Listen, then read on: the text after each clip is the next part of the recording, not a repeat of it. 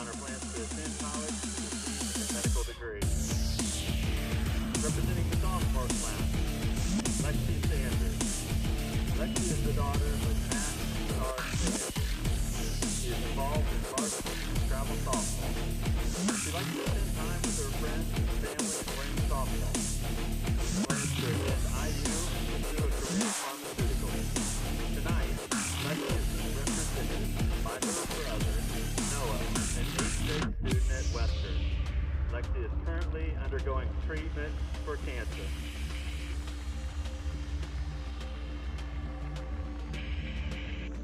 The sophomore prince is Jonathan Rain. Jonathan is the son of Scott and Lisa Rain. He is involved in baseball and likes to hang out with his friends. Jonathan plans to move to college after high school. The junior class is represented by Prince. And we welcome you to Western High School from Rocheville, Indiana. Fast Play Sports coverage of this Western game, hosting the Peru Tigers tonight here in Fast Play Sports, presented by the Kokomo Perspective newspaper and by Xfinity Channel 81. I'm Alan James along with Devin Schott, and it's always great to be here on a beautiful autumn evening at Western. Yeah, it's a great day here at Western, but there's a little significance surrounding this matchup, Alan. As you know, this is going to be the last time that both these teams face off in the MIC, both teams going their separate respected ways, and probably going to be the last time that these two teams face off in the foreseeable future. And it's homecoming here for the Western Panthers, so they are recognizing the homecoming court, and there'll be lots of extra pageantry at halftime when the award-winning Western High School Marching Panthers will entertain at halftime. We have a lot to talk about here in our Howard County pregame. We'll give you a report on the North Central Conference as we typically follow the Kokomo Wildcats, but they're on the road at Muncie Central tonight, so we'll talk about the NCC coming up after these messages. You're watching Fast Play Sports coverage of this Western Peru football game tonight, presented by The Perspective and by Xfinity Channel 81. We are Fast Play. Welcome to Creative Financial Center. Our financial advisors look forward to serving you in the financial planning process. Creative Financial Center is the name of a building dedicated to providing individuals, families, businesses, and organizations with quality financial products and or services for the achievement of their goals and objectives through a network of associates committed to serving clients in a Christ-like manner by assisting them in the development of stewardship in their lives, believing that it profits a man nothing to gain the whole world and lose his soul. We look forward to seeing you. Master Creations Jewelry is your best option for buying jewelry. Master Creations Jewelry sells for half the price of most jewelers. Locally owned, Master Creations makes custom jewelry made for you. Are you also in need of cash? Master Creations buys gold, silver, and your old jewelry. Get the best value from people you can trust. Work with a jeweler that makes jewelry affordable. Master Creation Jewelers on Markland Avenue and Cooper Street, Kokomo.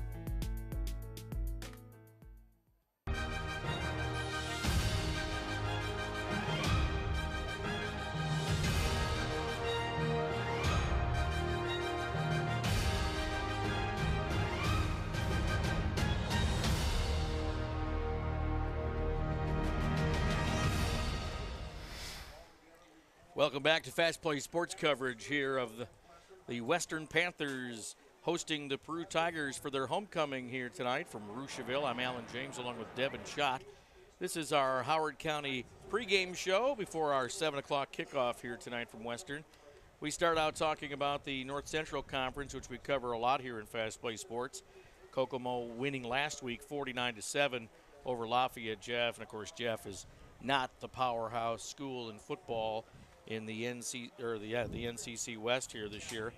But some bright notes for the Wildcats going into this week. Jerron Gray with 747 rushing yards. He is now ranked 27th in the state in running the ball. And here's a kid who's got yet another year of high school ball ahead of him. This guy, he could be knocking on some record books for Kokomo as well. Yeah, he's a phenomenal running back. But, Alan, I'm more excited to see him come basketball season. Oh, that's true. Because, I mean, he is a phenomenal player on that basketball team. So, I mean, just a tremendous athlete is Jerron Gray. Bo Baker, 528 yards. He's actually ranked 4th in the NCC.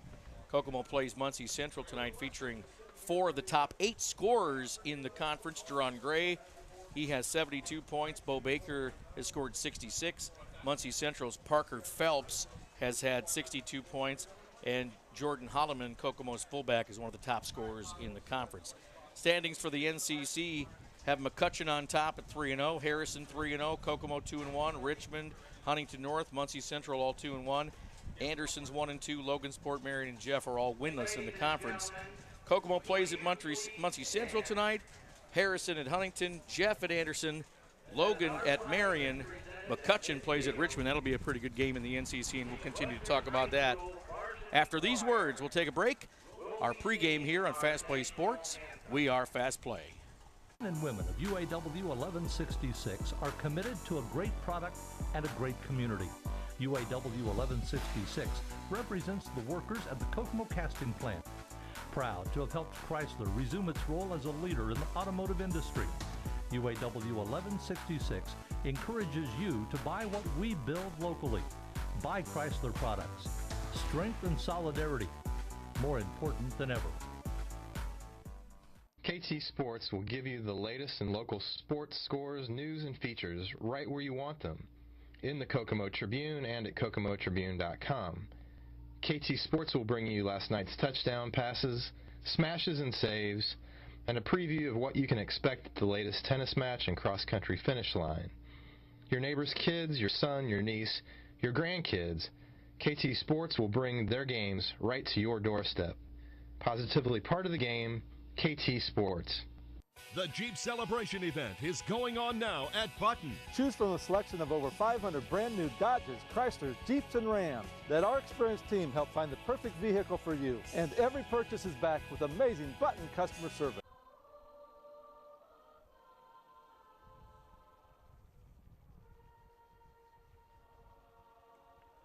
Get behind the wheel of the all-new 2015 Chrysler 200, designed and engineered to outperform the best vehicles in the industry. Button, on the corner of Clayton Boulevard, or on the web at buttondodge.com. Imported from Detroit. Sold at Button.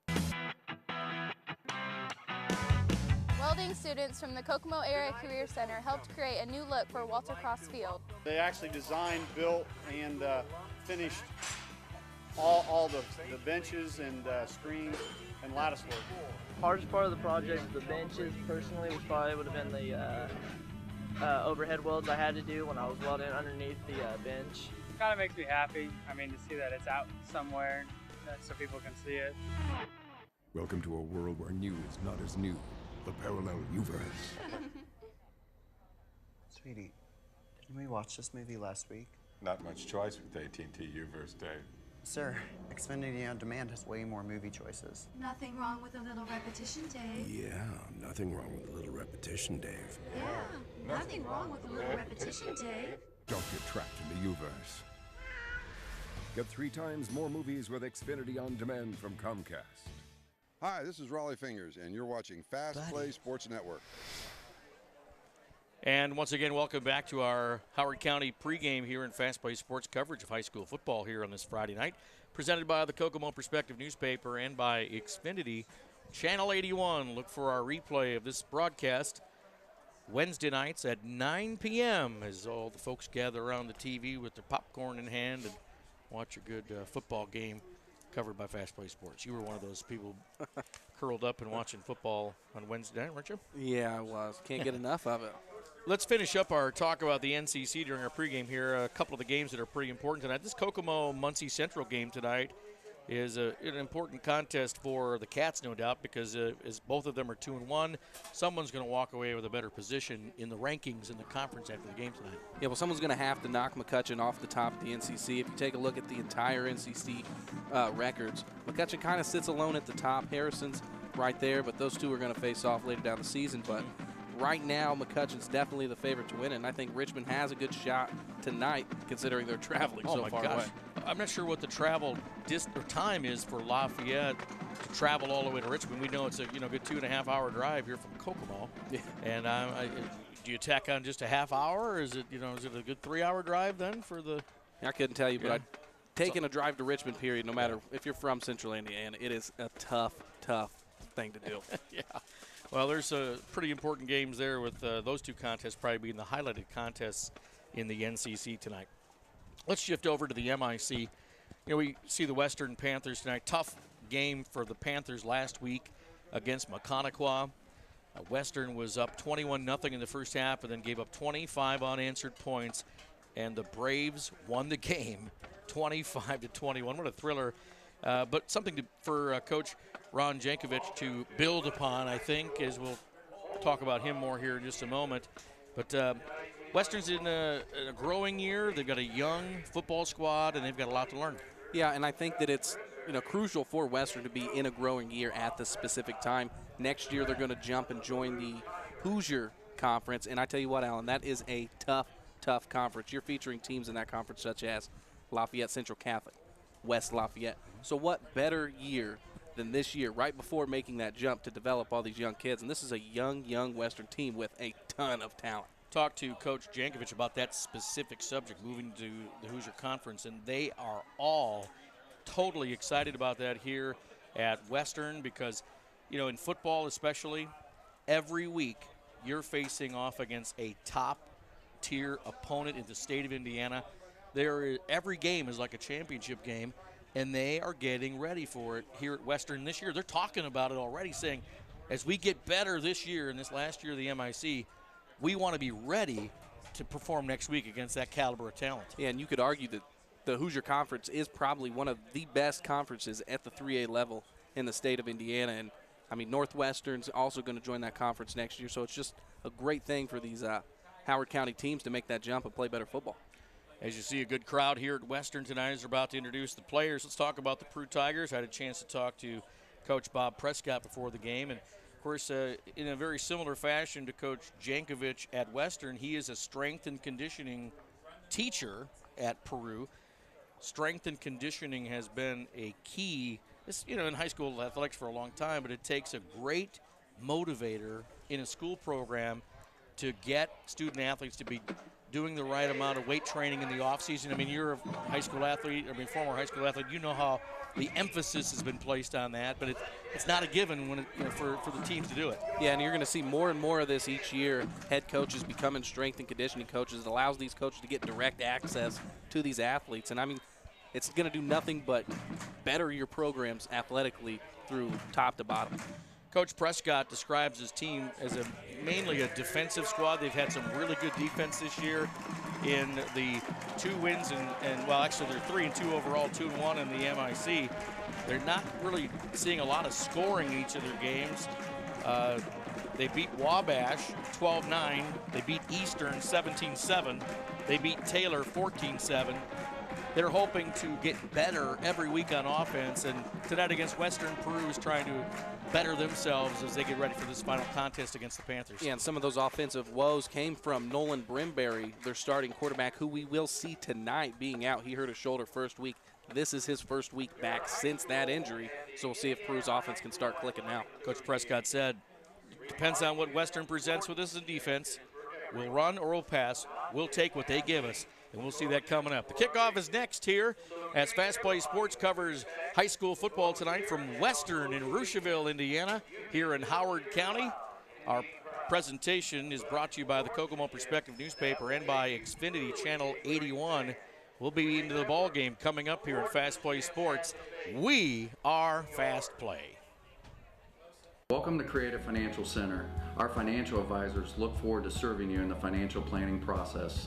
Creative Financial Center is the name of a building dedicated to providing individuals, families, businesses, and organizations with quality financial products and/or services for the achievement of their goals and objectives through a network of associates committed to serving clients in a Christ-like manner by assisting them in the development of stewardship in their lives, believing that it profits a man nothing to gain the whole world and lose his soul. We look forward to seeing you. Master Creations Jewelry is your best option for buying jewelry. Master Creations Jewelry sells for half the price of most jewelers. Locally owned, Master Creations makes custom jewelry made for you. Are you also in need of cash? Master Creations buys gold, silver, and your old jewelry. Get the best value from people you can trust. Work with a jeweler that makes jewelry affordable. Master Creation Jewelers on Markland Avenue and Cooper Street, Kokomo.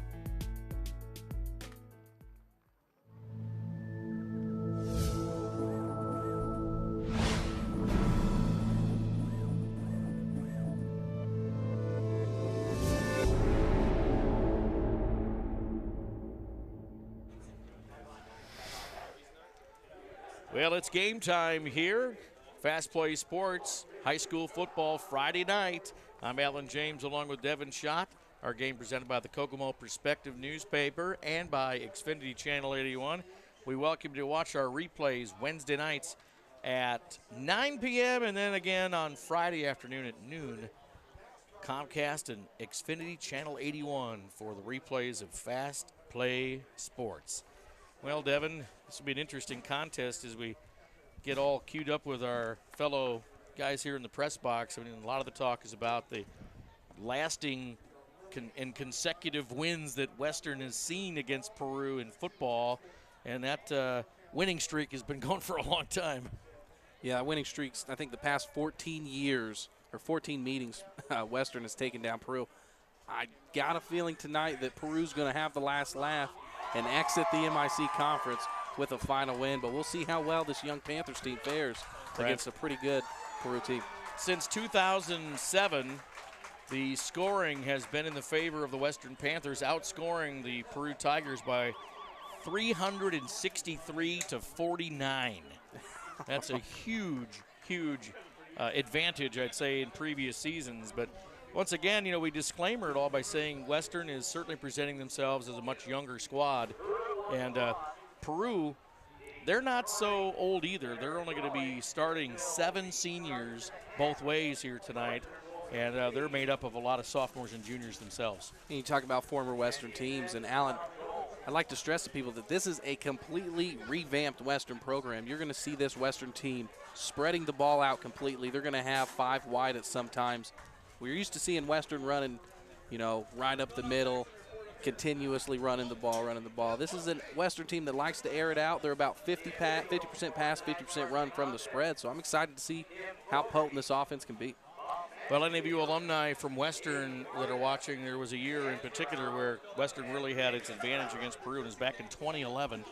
They faced them in the regular season and beat Peru 64-0. Then came back and faced them in the sectional again and beat them 34-0. That's a particular class. And then that's important. You always remember those teams that you really had the advantage over. And the Western Peru advantage has been big time. That was maybe one of the best years, beating them twice like that. Western's going to receive the kick from Peru coming up as we get underway here from Western.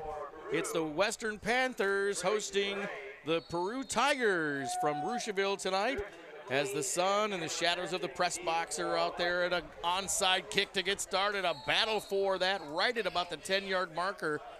Well, make that actually 15 yards out, so a perfectly legal onside kick. Almost recovered by Peru, but Western does get on that ball, and they're going to come out on offense here to start our first quarter of play here in Fast Play Sports coverage of this high school football game here tonight. Well, a questionable attempt right there by Peru.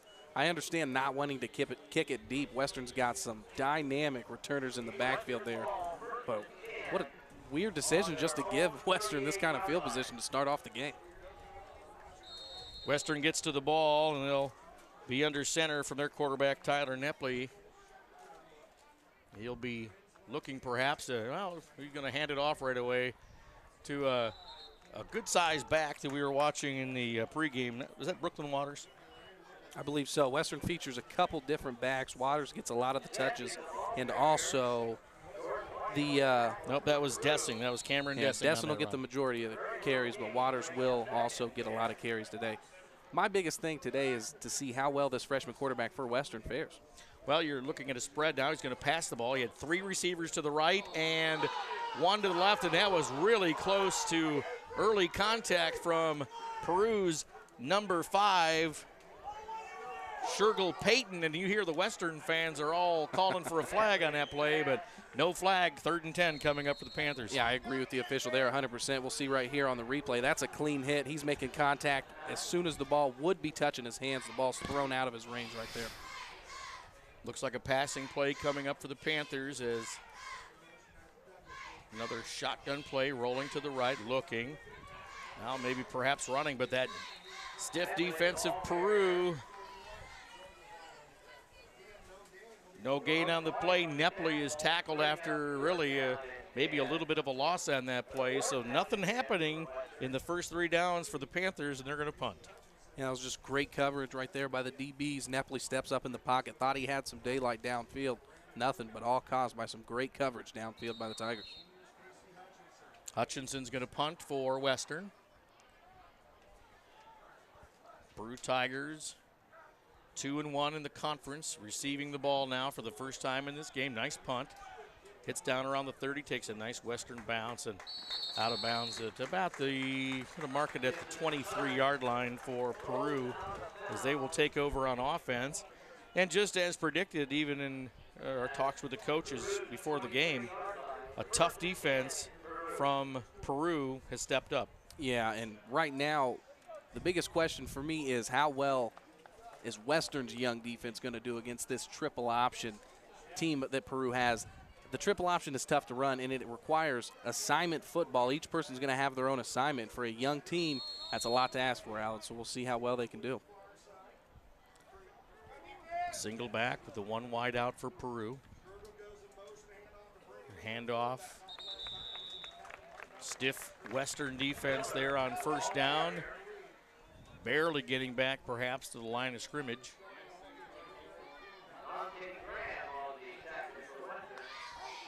Graham had the tackle for Western, and now this brings up 2nd down as the quarterback Nolan Brimbry is going to roll right, pitch it out at an option play. Got some running room, but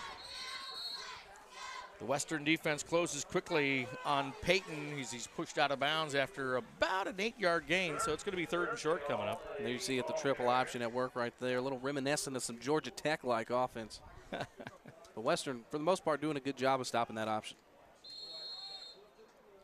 You look at these younger athletes from Western, learning a lot against a Peru offense that hasn't done a lot of scoring, but they are trying to learn to move the ball here tonight. Another option play, but I think the ball got loose, and boy, everybody's screaming that Western recovered the fumble, and it looks like they have.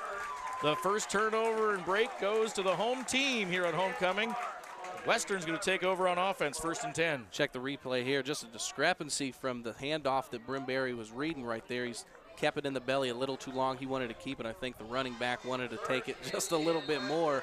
Western doing a nice job of coming up the middle and forcing the fumble. I couldn't see who it was from Western that grabbed that ball because all you see are those white jerseys of Peru in the replay, but good heads-up ball by the Panthers defense, and they get the turnover. Now offense comes back out. Nepley back to pass again. Now he's in trouble. Oh, he's going to get sacked in the backfield now.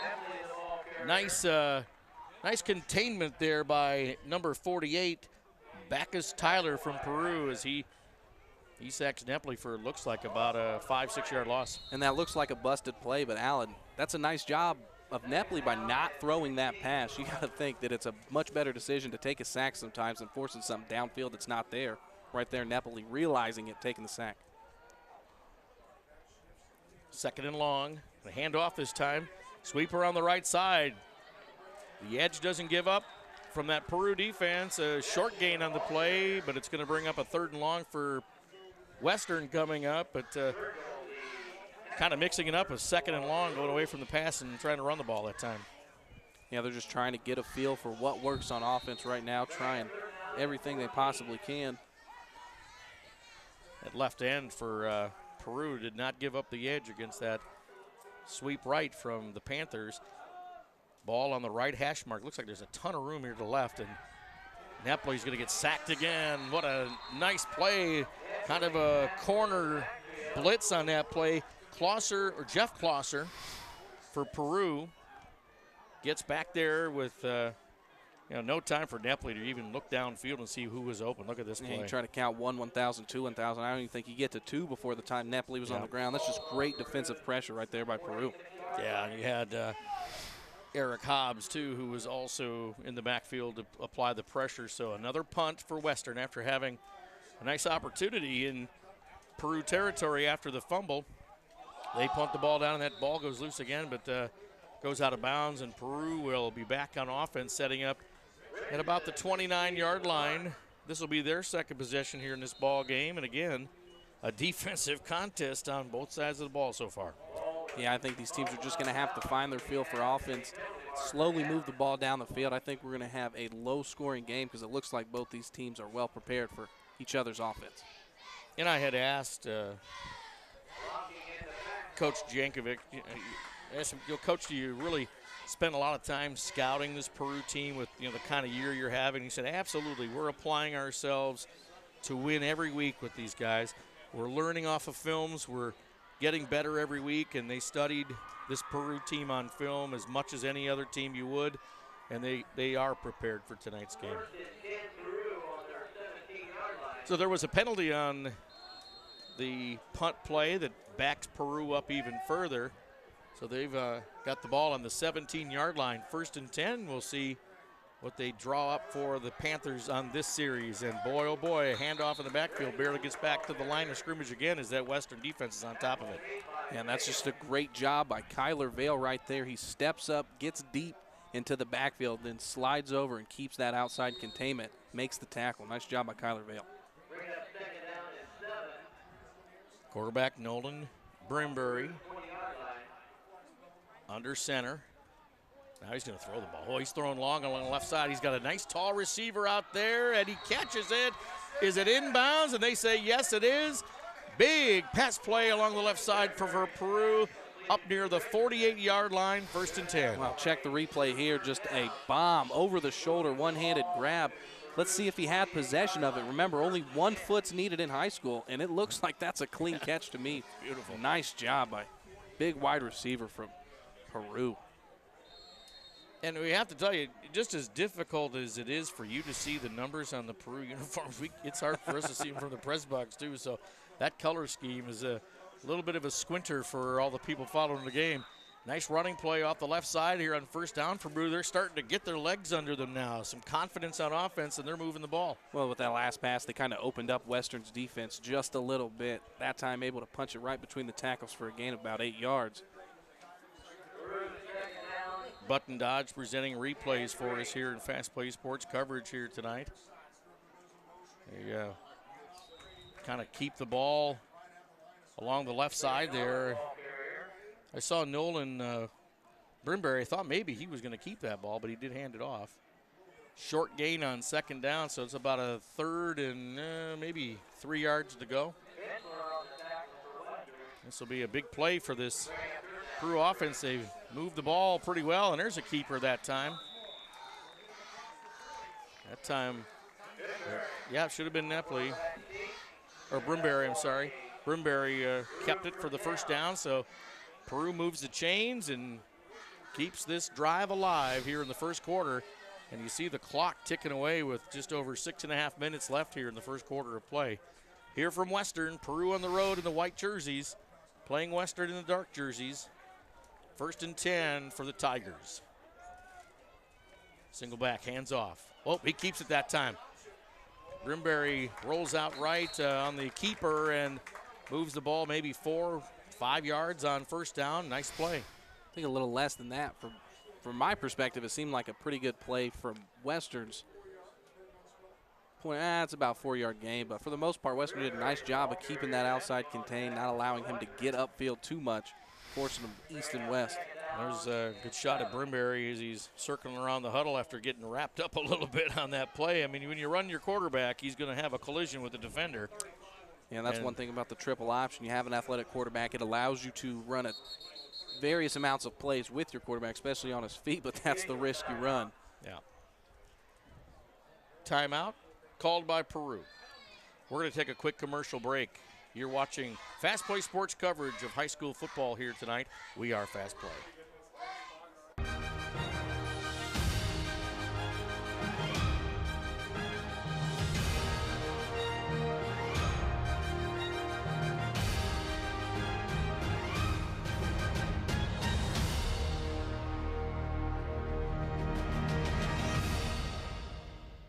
women of UAW 1166 are committed to a great product and a great community. UAW 1166 represents the workers at the Kokomo casting plant. Proud to have helped Chrysler resume its role as a leader in the automotive industry. UAW 1166 encourages you to buy what we build locally. Quick timeout there. We're back to live action here from Western, and big play for the Western defense as they try to hand it off to number 11, Brady Miller, on that play, but he was tackled for a loss, and that's going to bring up, it's going to be third down and at least 6, maybe a little longer than that as they try to get things taken care of. I think, is Brimbury out? I believe it was Peru. I think their quarterback, they got a different quarterback in now, and boy, he connects right there, and that's number 16 for Peru, Cordell Prescott. Now, is Prescott the original starter for Peru? Is that the kid that we were? I believe this is the kid that stepped in for Brimbury after he got hurt week 1. So Brimbury came back tonight. Yeah. So apparently he got shook up on that play where he ran the ball to the right.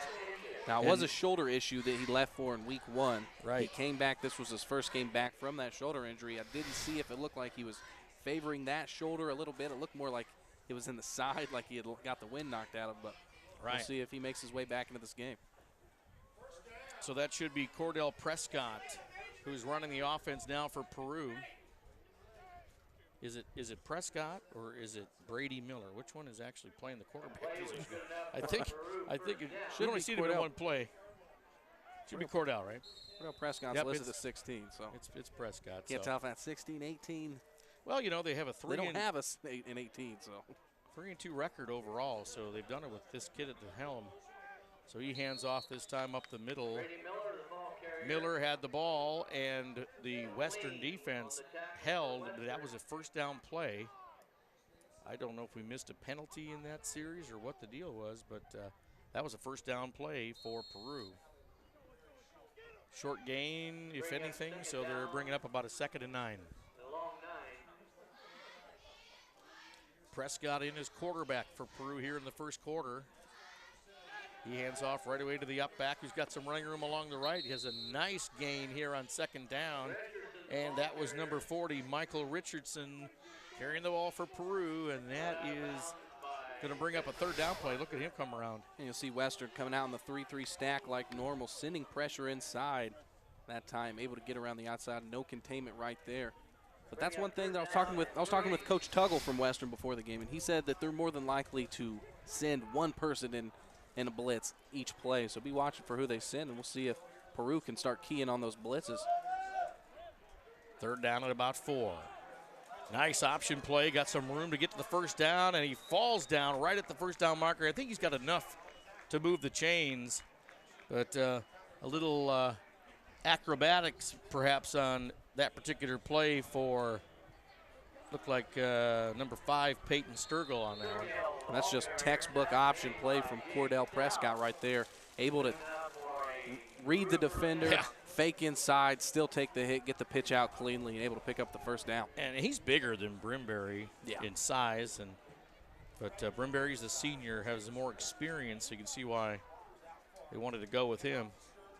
So around the left side is Sturgill again. And a short gain on that play. And they're going to bring up 3rd and long.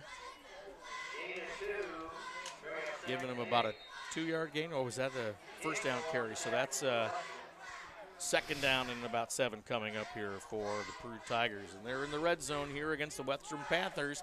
Pass the ball. Nice completion along the right side. Swarming Panthers defense corrals the receiver on that play. It's Nolan Stout on the tackle. Creighton Ray was the receiver that time, and he hung on. Tell you what, Stout, that's just a name that's been around this Roosterville program forever. I mean, I knew tons of Stouts when I played. Before me, Stout, that's just one family that's prominent out here. 3rd down, QB keep this time, and will Prescott get the first down? He had to pump his legs like a running back, but taller kid there falls down short of the first down. Now this is a big, big down coming up for the Western Panthers. 4th and short, and Western could stop this good drive, the first real good drive of either of the two offenses in this game. This is a turning point right here in the first quarter on this play. I expect Western to send the house, send it up the middle. Pass. Caught. Is it enough for the first down? I'm not sure from this angle if he had to cross the 5 to get the first down or not. He looked like he put the ball down right on the 5. And see, right where he puts the ball down, right on the 5-yard line. It looks like it's just short of the 5-yard line. His knee hit down right before that, but it's tough to see where the actual yardstick is. Yeah. And they're going to go ahead and bring the sticks out and measure. The yardstick looks like it's just past the 5. Yep. I think we're dealing with a matter of 6 inches or less here. Yeah. Here they come with the measurement, but Richardson had a nice stretch there to try to get that first down. Looks like they got it. Yep. Boom, first down and goal at the 5 for the Peru Tigers. You got to give them credit for a pass play running that on the 4th and short. I mean, usually don't trust high school kids to do something like that, especially right in the red zone, ready to punch it in. Yeah. I was expecting quarterback sneak, maybe something right up the middle, but that just shows you how composed this Peru offense can be. First and goal for the Tigers. Boy, nice counter play there. Short yardage gain. As Western they're very good at finding the ball carrier and swarming to him, but in this case, you give up a couple of yards. As Sturgill has had a pretty good first quarter here for Peru. He's handled some pretty tight spots for him. Yeah, it seems like right now Peru's offensive line is just simply barely out-physicaling the Western defensive line. Just barely. Western's holding their own right now. We'll see if they can maintain this, get a huge defensive stop in the red zone. Oh, ball's on the ground that time. That was a little confusing, a little muddled up in the backfield there for the Tigers that time. It looked like Brady Miller was supposed to get the ball, and I think it is Lou. Oh, no, he gets the ball in there, and it's just it was just really loose in the breadbasket right there. That ball could have come out, and I think that when you look at number 53 from Western, Dante Graham, I mean, he had a hard hit on that play. We'll throw the ball again. The ball is up in the air, incomplete on 3rd down. Western continues to hold here on this, and they got a flag on the play. It's a pretty late flag. They called it after the ball had hit the ground completely, so let's see what the call is. Looks like it's going to be pass interference, and that's going to be an automatic first down plus half the distance. Well, the ball was on the 4. So if it's anything, it'll be half the distance. It'll put the ball on the 2, but that's the call. Pass interference on the defense. So does that give them a first down? That's an automatic No, first. I don't think so in high school football. I'm waiting to see. I see the referee holding up 2 fingers. I'm not sure. So I think it's replay of the down again. Yeah, I think they move the ball up, and it's still 2nd down on the 3. Another confusion in the backfield once again for Peru. This is a tough situation as they're in this goal line stand. So it is 4th down now. Now it's 4th down, yes. To me, that doesn't make sense. High school needs to change that rule, because if you're liable to give up a touchdown in the red zone, why not just tell your quarterback, hey, if you're beat, go ahead and hold on to him, because they're not losing a down or anything. I mean, that blows my mind. Sturgill falls down after getting the ball handed to him, so it's back to the 4. Pass play, timing pattern in the end zone, caught for the touchdown. They came up to make sure he caught that ball in bounds, and that's a 4th down touchdown pass for the Peru Tigers as they score first in this ball game. You'll see Quentin Fields coming up the middle. I mean, he does a good job of getting through the line, trying to apply pressure on the quarterback. He gets there rather quickly. You'll see him just break through the line. Unfortunately, the quarterback just delivering a nice lob pass right where it needed to be. That's definitely something that they practice, and that looked good for the touchdown as Peru gets on the board first, and they're going to try and kick for the extra point. I never understood those shifts. You line up one place and then you come back. Just line up in the middle and kick the field goal. I mean, Ray's kick is good for the extra point, just barely over the uprights, and that's A 7-0 score on our CFD Investment scoreboard. Peru ahead of Western. We'll take a quick commercial break here and come right back as Peru will be kicking to Western. We are Fast Play. KT Sports will give you the latest in local sports scores, news, and features right where you want them, in the Kokomo Tribune and at kokomotribune.com. KT Sports will bring you last night's touchdown passes, smashes and saves, and a preview of what you can expect at the latest tennis match and cross-country finish line. Your neighbor's kids, your son, your niece, your grandkids, KT Sports will bring their games right to your doorstep. Positively part of the game, KT Sports. Welcome back to Fast Play Sports coverage of Friday Night Football. We're here at Western High School in Rocheville outside Kokomo as we see the Western Panthers here on homecoming night hosting the Peru Tigers. Peru just took a 7-0 lead on a really good methodical drive that had a couple of fourth down conversions, including one for a touchdown, to put them up 7-0. Our game presented by the Kokomo Perspective newspaper and by Xfinity Channel 81, another onside kick as Peru started the game with that same play, but that goes right into Western's arms, and they've got excellent field position here on their next possession. It's county football. You're going to be surprised at some things. I don't understand the coach's method of his madness right now. I mean, they're just giving Western the ball at the 50 basically, but I mean, if Western can't continue to move the ball, I guess I can't really say I disagree with Peru's head coach. All right, Western has the ball. Nepley in the shotgun here for this next setup, and handoff this time nice and tough up the middle. This is the kid I saw in the warm-ups that looked really, really good, and that's number 26, Brooklyn Waters, on that carry, and that's about a good 7 yards here on first down. That was a nice job. He's lowered his shoulder, ready for the contact right there, picking up a couple extra yards after the contact. Brooklyn Waters running hard. He gets free again. He's got the first down and more here on second down, and this junior running back for Western's putting life into this offense. Yeah, he runs with tons of electricity. He is more of a power type back. He'll lower his shoulder. He'll hit you. You hear these Western fans, they are very, very dramatic out here, but Waters will lower his shoulder when he needs to get those extra yards. He is just a ground and pound type kid, scrap for every yard he gets. Well, that's the end of the first quarter here as our Fast Play Sports coverage of this Friday night football game from Western will continue here in a moment. Stay with us. We are Fast Play. The Jeep Celebration event is going on now at Button. Choose from a selection of over 500 brand new Dodges, Chryslers, Jeeps, and Rams. Let our experienced team help find the perfect vehicle for you. And every purchase is backed with amazing Button customer service. Get behind the wheel of the all-new 2015 Chrysler 200, designed and engineered to outperform the best vehicles in the industry. Button, on the corner of Playton Boulevard, or on the web at buttondodge.com. Imported from Detroit.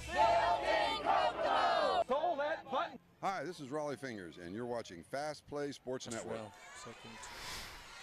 Back we are. Fast Play Sports coverage of this high school football game here tonight from Western High School.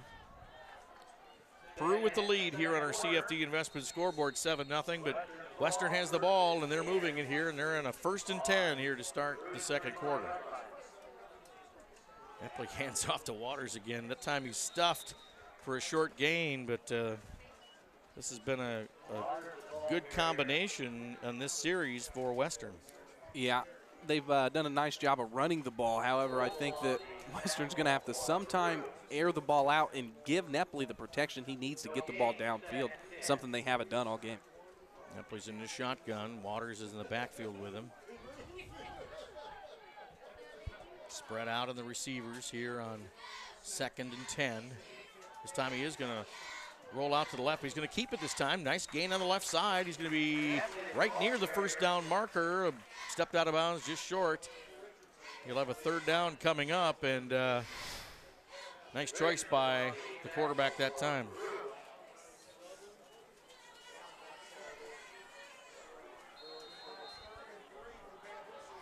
Third and 3 this time out. Waters in the backfield with the quarterback in the shotgun. Hands off up the middle. Look at that running room. Nice hole from the line of scrimmage as the offensive line made up of some young guys on the line for Western. You've got junior, number 52, Brendan Barry. Senior, number 53, Dante Graham. Sophomore, number 60, Braxton Erb. Junior, number 64, Jesse Polk. And junior, number 66, Josh Hosey. I mean, that's a young line right there. First down, run it again, up the middle. A little bit of running room, short gain on first down. And Waters trying his best to punch it through the middle. He's done a nice job of getting some yards on consecutive plays here, but Peru just continuing to key in on number 26. I think we're going to see Western go ahead and air it out right here on 2nd and long. Right near the 20-yard line. Entering the red zone for their first chance to score in this game. And there's Waters changing directions. He's got some open field running to the left side, and he's got it well enough for the first down as he's inside the 10-yard line for Western. Well, I just told you, Peru's offense is keying on number 26, Mr. Waters. You'll see him take the handoff there and go with the step-back misdirection. Defense is over-pursuing to one side of the field, the cutback lane. Wide open there for Waters. Nice play on defense by Richardson for Peru, fighting off that block from number 23, Stacy Hutchinson, and he was able to make the tackle, or that would have been a touchdown for Western. Handoff to Waters this time. He gets some room, stumbles over the 5-yard line to about the 4. That play could have gone for nothing, but Waters made something out of it. Western's doing a nice job of keeping a differentiating balance of what kind of holes they're attacking with the running back. But that right there, that's just an effort play by Waters, doing a nice job of maintaining the run, staying on his feet, and getting a couple extra. 2nd and goal from the 4, and boy, Waters gets upended, comes right down on top of his head. He's getting up a little slowly. I wonder if he's got his neck wrung a little bit. Watch how he comes down on his play. Steps up, gets tackled, and boom. Right there on top of his head. That could knock a player out for the rest of their football career. You got to be careful on that all one. The concussion talk now these days, I'm surprised he's still in, but we'll see if he can punch this one in. Give it right back to him. There you go. Oh, fumble. That ball's on the ground. Peru's going to pick it up. Wait, they're fighting for it. I think Peru's got it right there on the inside the 1. Oh, what a terrible ending to an awesome drive for the Western Panthers. The ball comes out as Waters couldn't get a handle on it. And it looked like just a mishandling of the exchange right there, and Waters never brought it in. It looked like when he went to pull it in, he just simply let it go. The exchange was clean.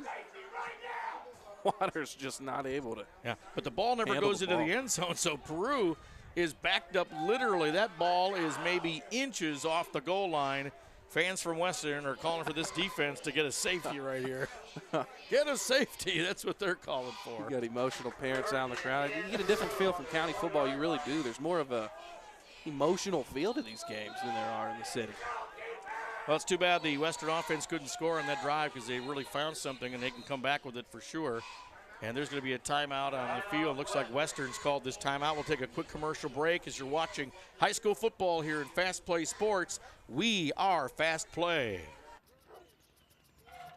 If you sign up for DirecTV's latest deal, prepare to be blindsided. Because they'll double your rate before you know it. And you'll find you're locked into a 2-year contract that could cost you over $3,000. That's why the smart choice is Xfinity. You can see all the best action in football all season long, with no surprises. Don't get blindsided by DirecTV. Call 1-800-XFINITY today. Back we are live here from Western High School Fast Play Sports, coverage of Friday Night Football presented by the Kokomo Perspective newspaper and by Xfinity Channel 81. Our second quarter presented by Kokomo Center Schools as they support our webcasting here. We'll catch up to the Cats here in a couple of weeks here in Fast Play Sports. But Peru is about to take over the ball, 1st and 10 from about the 1-inch line of their own territory after recovering the fumble near the goal line. It did not go across, so this is where their offense sets up, and they're going to throw a bomb on first down. Look at this, in position for interception, but no. Ball falls to the ground. That's some. Hey, I was going to say. What do you call? That's a gutsy call right there by Peru. Is. I was going to say, hey, Western, make sure you don't get beat. But then I realized Peru's starting position, they're at the 1-yard line. I was figuring maybe a quarterback sneak or something just to give you a little bit of room right there. But Peru almost connecting deep. Great defense right there by Western. Nolan Stout on the coverage nearly had that interception for Western. Now Second down. This could be the safety the fans are looking for. He's tackled behind the line of scrimmage. There it is. Safety for Western. I did see the safety there, however. We're going to take a look at the replay. I'm not going to go any against Western here on this opinion here, but I'm going to think that the ball was outside of the goal line and forward progress had him. It looks like the ball's just barely outside of the one. Doesn't matter now. Call was made. I think the officials might have missed that call, but going in Western's favor, I don't think we're going to hear any complaints from this hometown crowd. I don't know. Corey Hinkle stood him up behind the line of scrimmage, in my opinion, from what I see on the replay, and he really stuffed quarterback Cordell Prescott, and 2 points go on the board for the Western Panthers in what is turning out to be one heck of a defensive contest in many ways. We're seeing some offense now, but on our CFD investment scoreboard, it's now Peru 7, Western 2. We'll get that caught up for you here in a second, with 8:47 left to go here in the first half. And what a confidence booster for your defense going into the next drives that you're defending, especially after you see if they'll score here. But, I mean, stopping a quarterback from gaining an inch on a quarterback sneak, that's almost unheard of in football, Alan. Nice job by the Western Panthers. Well, I saw it in the game last week in the Green Bay Packers when I think it was Detroit who had the safety against the Packers. It was a similar situation, and that was a professional running back holding the ball in that play. So you never know what level you're going to see that. They kick to the Panthers here after the safety, coming across the 50-yard line. Some running room. Is that Richardson? Once again, Richardson for Nolan Stout. That's who's the number 19. Awesome return after that kickoff after the safety. And Western's going to set up where they left off here, practically inside the 35-yard line, 1st and 10. And Nolan Stout coming up with a big defensive play on the first play that Peru went deep, and coming up there with a big kick return, putting Western in great starting field position.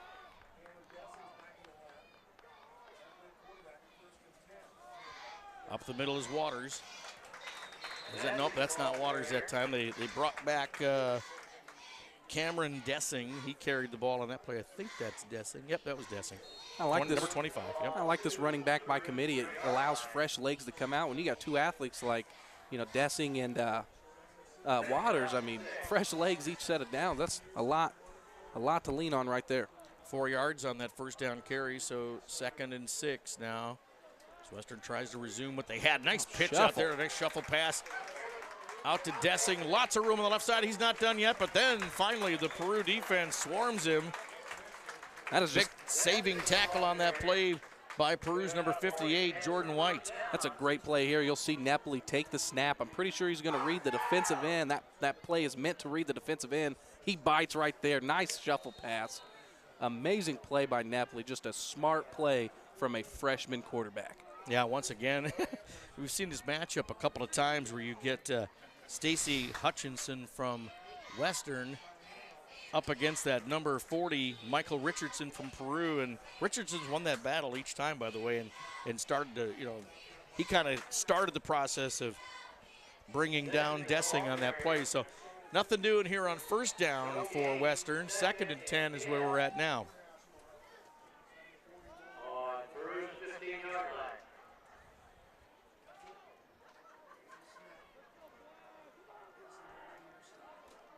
Going into the end zone with the pass. It's caught. It's a touchdown. Nice play by Western, and that's the mixing up that you were encouraging Western to do. Nice catch in the end zone by Kyler Vale. It looks like the snap was mishandled a little bit right there. Ooh, it was. Nepoli just getting a little mishandle on it, but still able to get it out and deliver a nice strike for the touchdown. Nicely and that's done. just a great job of Western using the run game to open up the pass game right there. Peru just overcommitting to the run. Easy pass by Nepoli. Excellent job in our button dodge replay as Western takes the lead with that touchdown. Right now 8-7 on the CFD investment scoreboard. They're going to go for 2. Pass the ball out there to a play that just busts apart. A weird formation. It looked like they were doing one of those formation shift kicks. And then they decided to run an offensive play, and it got foiled by the Peru defense. So, or we'll give it maybe that credit to the special teams perhaps, but Peru denies the 2-point conversion. So that makes the score 8-7. Western with the lead in our CFD Investment Scoreboard. Quick commercial break. We'll be right back at Fast Play Sports. We are Fast Play. Is there anyone who wants to dance? I jolly well do.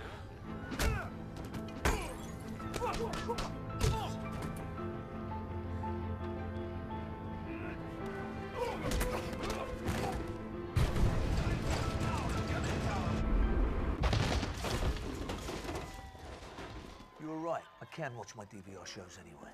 Take your DVR shows anywhere. The X1 Entertainment Operating System, only from Xfinity. Welcome back to Fast Play Sports coverage of Indiana high school football here from Western as the Panthers just scored on the Peru Tigers, their first touchdown of the game. After the safety on the previous defensive stand, they've scored 8 points here quickly, unanswered by Peru, and they've got the lead by 1 point as they kick off to the Tigers here in this second quarter. First time that the receive team for Peru has been on the field, and a fairly decent return. That was Richardson for Peru, brought the ball back to about the 30-yard line where Peru will start here on offense. And Richardson just got amazing size, almost got to the outside there and picked up a nice 30-plus yards right there. But Western containing him. Stout had the tackle on the kickoff team there and contained them to the just about 32-yard line as we're going to set the ball up here for the Tigers. Now, Peru looks like they're spreading their offense out, so Western's got to respond. From the shotgun, another nice long pass is almost intercepted. I don't think that Stout knew the ball was coming.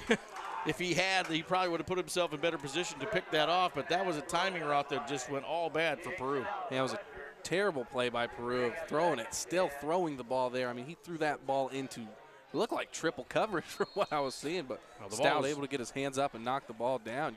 There was no receiver in the area where the ball came down except for Stout, but he didn't see it coming, so he didn't have a chance to really to position himself. We haven't really seen Peru throw the ball in a three-step drop back. Everything they've thrown is pretty much a timing route.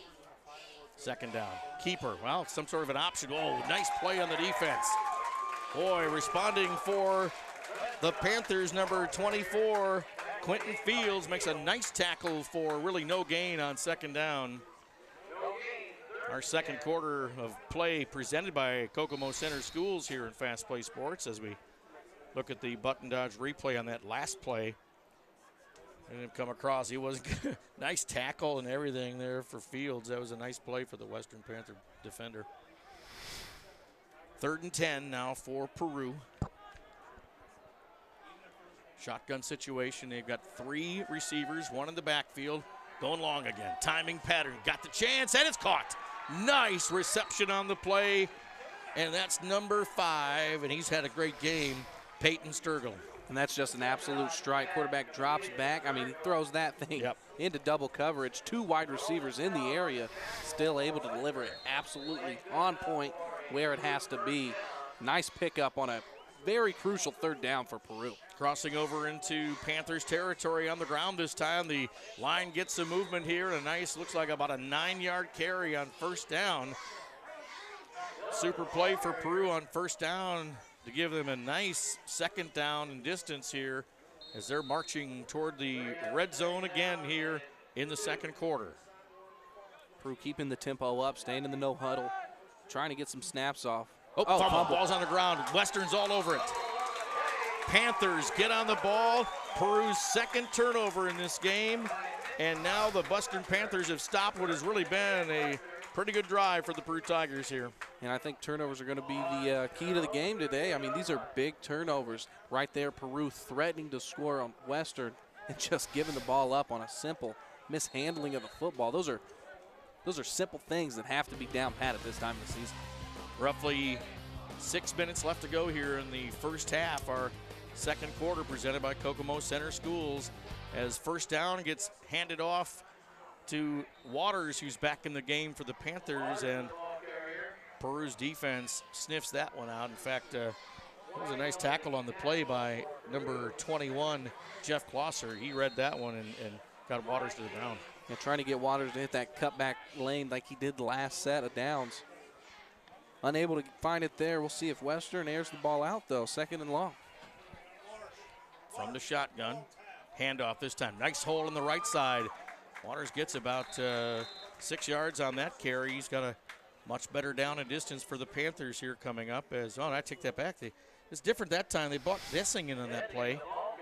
Usually they keep the same carrier or same ball carrier in the series, but that time they swapped him out, and Dessing is the one carrying the ball as he crosses the 45 right there for Western. 3rd and about 2 up the middle. Oh, he stumbles. Knee went down, but they didn't blow the whistle at all, and Dessing looks like he's going to get the first down for the Panthers, but I thought his knee came down. It looked like his knee came down, but we'll see the replay here. I think he just stopped in almost a catcher's position. Both knees squatted down. Nothing hit the ground. Nice job of getting the secondary yards. And yeah, there's 1st and 10 here as they get this ball set right away. Nobody going to get a chance to look at a replay right there. So Dessing goes out of the game, and Waters comes back in for Western. He's in the backfield. Spread offense for Western has been keeping it on the ground, but a nice play by the Peru defense as number 30, Jordan Rader for Peru, just had a bead on Waters on that carry, and he got him in the backfield for a yard loss. Western keeping this high-tempo offense up, not huddling up. I think you should huddle up and try to kill as much clock as possible, keep it on the ground, but we'll see if it works out for the Panthers with 4 minutes left. Fake that time. Oh, he's got some pressure in the backfield, but he breaks loose. Rolls right, he's looking long. Oh, he's got a wide-open receiver that time. And a nice play, maybe enough for the first down as the catch is by Micah Beard for Western. And will he have enough? It looks like he's just about half a yard short of that first down. Nice job by Nepley of using his legs, extending the play. And Allen, when you let a quarterback have 6-7 seconds to throw the ball, it's going to be easy for him to find a receiver open downfield. 3rd and 1 play now for Western as they continue to move the ball now into Tigers territory. Clock ticking away here in the 2nd quarter. Waters with the ball. It looks like he has enough for the first down here on this play, and that'll keep the ball going. And they're going to mark him about. Yep, they're blowing the clock there. They want to measure this. I think from the spot on the far side, it looked like it was short, but he just changed his spot. So from my vantage point now, it looks like they're going to give it to him. They're going to measure it as the spot is.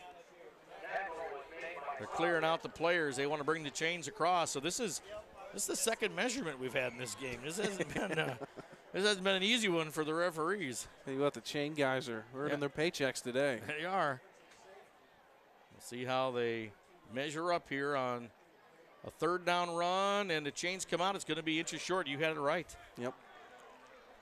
So 4th down coming up for the Western Panthers. And yeah, this is no decision for me if you're Coach Jankovic. You have to just pound the ball straight up the middle, get the first down, or whatever. I don't know what's in his playbook, but you got to go for it on 4th down here. It's not unheard of in county football to see something like this. You don't have a punter that's really that effective. You got to go for it on 4th down here. You're threatening. You only got a half a yard to go. This is when you step up and get that first down. When you run from the shotgun on every play like Western does, that gives the defense an advantage because that is true. Certainly it shows where the ball is going and the defense can read it. It's not as smash mouth as you would have if the quarterback was under center. That is true. So Nepley's got the job to disguise whatever Western's going to do on this 4th down play to try and get the first down. They have the lead and the momentum right now, and they can keep it if they get this first down. I'm curious to see what they're going to run here. It's a big first down. Keeper, left side. He's got enough room to nick it, too. He's got the first down. He continues to roll down to the 30-yard line, and to the happiness of the Western faithful here, boy, the blocking was excellent as they secured the edge and gave Nepley lots of running room across the left side for that first down run. And the key is how well Western is running the ball in between the tackles. They just constantly pound the ball in that tackle box, and then defense over keys on it. Nepley just walks around the outside right there. Nice job by the freshman. No huddle offense here on this drive. And that looks like Dessing on that running play, and that one goes nowhere. As the Peru defense certainly seems to be ready for the middle now. Yeah. They're doing a good job of stuffing up the middle. But for the most part, Western has pushed the ball. They'll get 3 or 4 yards here or there up the middle, but it's these situations where you really wonder what's Western going to do. I'd like to see him pass the ball a little more. Let Nepley air it out. Let's see what the freshman can do through the air. They bring Waters back into the play as they're rotating the running back every other play now. There you go, the pass play out to Waters. He's got some running room. Could have used a stiff arm right there, but didn't do it and was tackled as the pursuit for Peru on that play came from number 35, Chase Ogle, it looks like.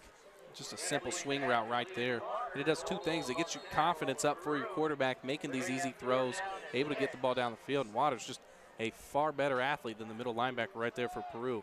Not able to get to him in time. 3rd and 6 here. Important 3rd down play for the Western Panthers offense as the clock is ticked down to about 1:35 here in the first half. He's going to go back to pass. He's going long into the end zone, but it was nearly intercepted. It looked like Richardson who had a beat on that ball, but he couldn't come down with it. And I was waiting for the freshman to make a freshman mistake, and right there he takes 2 steps, drops back, and he throws that ball off his back foot. There was absolutely no juice on that ball. He floated up there, just almost giving it to the defense. First mistake I've seen from this freshman quarterback, though, all day. Stops the clock with 1:30, and they've got a 4th and 6 now, and it looks like they're going to go for it here. See what Western dials up. They've had some pretty good decisions that they've made here in these 4th down plays. Both teams have been pretty successful on 4th down conversions in this game, but this is probably the longest one that anybody's tried on 4th down so far in the game. Nepley's going to pass. Steps up. Oh, he sees a little running room, but then that great defensive Peru steps up, and once again, you look at that number 58, Jordan White. He's ready there to stuff the quarterback as he tries to run the ball. And, Alan, this is another thing that I would like to see improved from this quarterback is you got to realize that you have 4th down, and you are almost in the red zone. Why not just throw it deep and give your wide receiver a shot? It's going to be a turnover on downs regardless. Throw it deep. Let him see if he can make a play and get a touchdown right there. That's the learning curve right there. So Western turns it over, and Peru takes it over on downs here with 1:25 to go here in the 2nd quarter. Our 2nd quarter of play presented by Kokomo Center Schools here on Fast Play Sports. Our coverage presented by the Kokomo Perspective newspaper and by Xfinity Channel 81. Look for our replay Wednesday nights at 9 p.m. on Channel 81. Score from the NCC here tonight. Cats are up on Muncie Central, 21-7. Cats fans that are void of seeing their team on the road again for these, what are we doing, 2nd consecutive week for the Cats on the road. Timeout on the field. We'll keep it right here, folks. Fast Play Sports presented here on live stream. Thank all of you watching here live tonight, perhaps watching from Peru. Thanks a lot. Watch our coverage on Xfinity Channel 81 Wednesday nights at 9 p.m., Friday afternoon at noon. Replay this very broadcast for you. And then, of course, the archive of our webcasts are always found at FastPlaySports.com. And, you know, when you look at all the coverage that we've presented from our test coverage back in football season last year, and then, of course, picking up the basketball season with the Perspective and Xfinity, we have all of that still in archive for you to watch. So if you're an alum and you missed the game that you played in last year, you were a senior, and chances are you might be able to find it in the archive at FastPlaySports.com. So here we go. Up the middle for Miller on 1st down, and really nothing going as that Western defense is playing tough here in these final seconds of the first half. They have an 8-7 lead on our CFD investment scoreboard. And again, this is the homecoming for Western. And you don't want to get too aggressive here on defense if you're Western. You have to maintain cover deep at some point here. I mean, we've seen Peru throw the ball deep at least 4 times this game. So if you're Western, just make sure you don't allow any big plays here, and whatever you do, don't let the receivers behind you. Much tighter offense in terms of how Peru is playing it right now, and they're keeping it honest with a run up the middle. Barely any game or any gain on that play. So Western's going to call a timeout here, try to maintain some time on the clock, see if they can get one of their return men to possibly take it deep. And yeah, perhaps. I like the strategy from Western, but who knows? We just saw Peru give 2 onside kicks to start off the game, so who knows what we're going to see from their playbook here on this 4th down punt attempt. 40 seconds remain here in this first half, and play slows down. We got 3rd down or 4th down here? 3rd down coming up for the Peru Tigers. Okay. So Peru's probably going to just dial up something here. You want to convert on this 1st down. If you convert, you can easily just take a kneel and stop the clock, but it all depends on this play right here, whether or not Western will get the ball back with a little bit of time remaining. You're watching Fast Play Sports coverage of Friday Night Football here from Western High School as the Panthers are hosting the Peru Tigers. The Tigers with a 2-1 conference record and tied for 2nd place in the MIC. Western with a 1-2 record. A victory tonight would bring them even in conference play against Peru, so there's incentive there. And, of course, a many-year winning streak that Western has had against Peru could also be snuffed out if Peru's able to win. So the drama continues, and 3rd down, back to pass and incomplete. They're going to have to punt here on 4th down coming up, and this plays right into Western strategy right there. Yeah, that's the worst thing you could do if you're Peru is an incomplete pass there, stopping the clock, not even making Western take the timeout. Western will get a shot, and right now these 2 return men back deep, they can hurt you. Yeah. You're looking at number 6, Tristan McLean for Western. And it looks like, is that Dessing as well as a return man? Line drive kick takes a nice roll, and McLean gets the ball. He's got some running room. He comes out, and he's got a chance. 1 block, 1 guy to beat. It's a hold. And, yeah. They missed a Brought hold. down, nice tackle by Richardson for Peru at about the 7-yard line. Did anybody see the hold? Is it I think they missed that hold. Everyone was just trying to catch up with McLean there. But, yeah, definitely a missed hold, but Western threatening. Well, Western strategy is brilliant as they have the ball at the 7-yard line. Here's the replay from our Button Dodge replay. Beautiful running right there. Some great blocking right there. But watch coming up here. We'll see right there. There's the hold. That's one of those gray areas. Uncalled. He had him underneath the cup of the shoulder pad. Yeah. Here we go. 1st and goal from the 7. Nepley keeps it that time, but he's not going to get very far. Maybe to the line of scrimmage. And the last timeout for Western is called with 18 seconds left. Now this is a time when Coach Jankovic is going to get with his team. Now you got multiple options here. You can either air the ball out from 2nd down, incomplete pass stops the clock, gives you more than 1 chance to score. Or you go to the line with a run play ready, and you have a check with me play. So he'll give them 2 plays. He'll say, okay, run this play. If you're short, get back to the line immediately. I don't expect to see a spike here with a 2nd down, facing a 2nd down, but just curious to see what Western's going to go with, what kind of play they're going to go with here. I'm expecting the pass, but I could see a reasonable option to go with the run. We'll see what Western does. Well, they take a timeout here on the field. Big decision for Western here is, do they pass it? Do they run it? They've got several downs to operate to get that done. Going into the locker room here at halftime with a, perhaps a touchdown lead or more would be excellent for the Panthers, the home team here at homecoming. Nepley from the shotgun. To say Western's got a timeout here remaining on our scoreboard. I don't know if that's correct. 4 wide to the left. Nepley rolls out, pressure, sacked. So, no timeouts left. There are no timeouts left for Western at this point. And the clock is rolling. If they go quick with their no-huddle offense, they might be able to get a playoff here as the clock ticks down. It's actually 5 seconds left. They can spike at the clock at not enough time now. They're going to have 1 more play. throw it to the end zone, whatever you do. Into the end zone. Almost caught. Oh, it was close.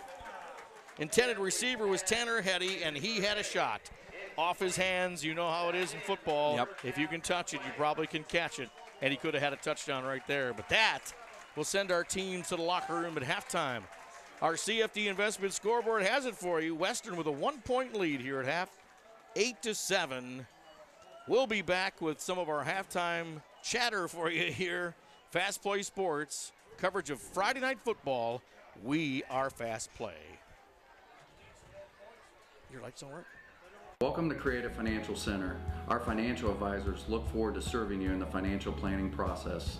Creative Financial Center is the name of a building dedicated to providing individuals, families, businesses, and organizations with quality financial products and or services for the achievement of their goals and objectives through a network of associates committed to serving clients in a Christ-like manner by assisting them in the development of stewardship in their lives, believing that it profits a man nothing to gain the whole world and lose his soul. We look forward to seeing you.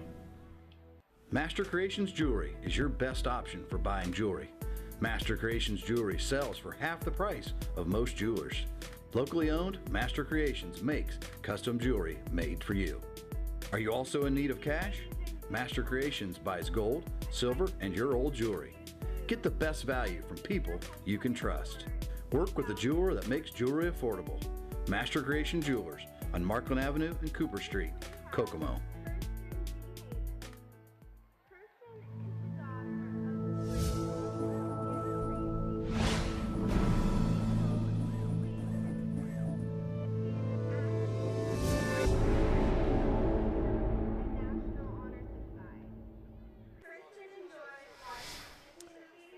We welcome you to our UAW 1166 halftime show here with Fast Play Sports coverage of Friday Night Football. We're here from Western High School on their homecoming night as they are ahead by 1 over the Peru Tigers. Tigers with a better record here so far this year come on the road to face the Western Panthers, who are a young team improving each week, and those younger players have that 1-point lead. Our game is presented by the Kokomo Perspective newspaper and by Xfinity Channel 81. Xfinity by Comcast, supporting our work here at Fast Play Sports. I'm Alan James along with Devin Schott. And Devin, let's kind of look at some of the scores that we have around the area tonight. Right now we got Tri-Central leading Clinton Central 22-6 at half. Maconaquah up 14 on Northwestern at half. And for the most part, everything else is pretty out of date on Twitter right now. You can only rely on. Kokomo's been staying ahead of Muncie Central so far in their contest on the road tonight. And that's actually Muncie Central's homecoming, I believe, too. So always nice to go to someone else's house and take them down during their homecoming, kind of ruin all those extra events that we see here right now. But I think we're in for a treat because this is a highly ranked band in the state of Indiana. I mean, this is a high quality. Well, we come here for the athletics, but I'm telling you what, this band is high quality. We can expect to see some of the best in the state. Well, and it's interesting when you talk. I talked with the athletic director for Northwestern as we were getting ready for the game here tonight, and we talk about how the whole school, they graduated a big class last year, and that graduating class took a lot of student athletes out of the mix for them. It also took a lot of marching band participants as well, as Western has had many state championships in marching band each and every year, and they're right at the beginning of their contest season right now. So this is probably the second week that the Western Marching Panthers have had their whole routine completed for contest. And I was talking to Keith Whitfield, the Western band director here at the stadium before we got started here tonight, and we were talking about how the program for music here at Western is, you know, as it should be, all about the kids.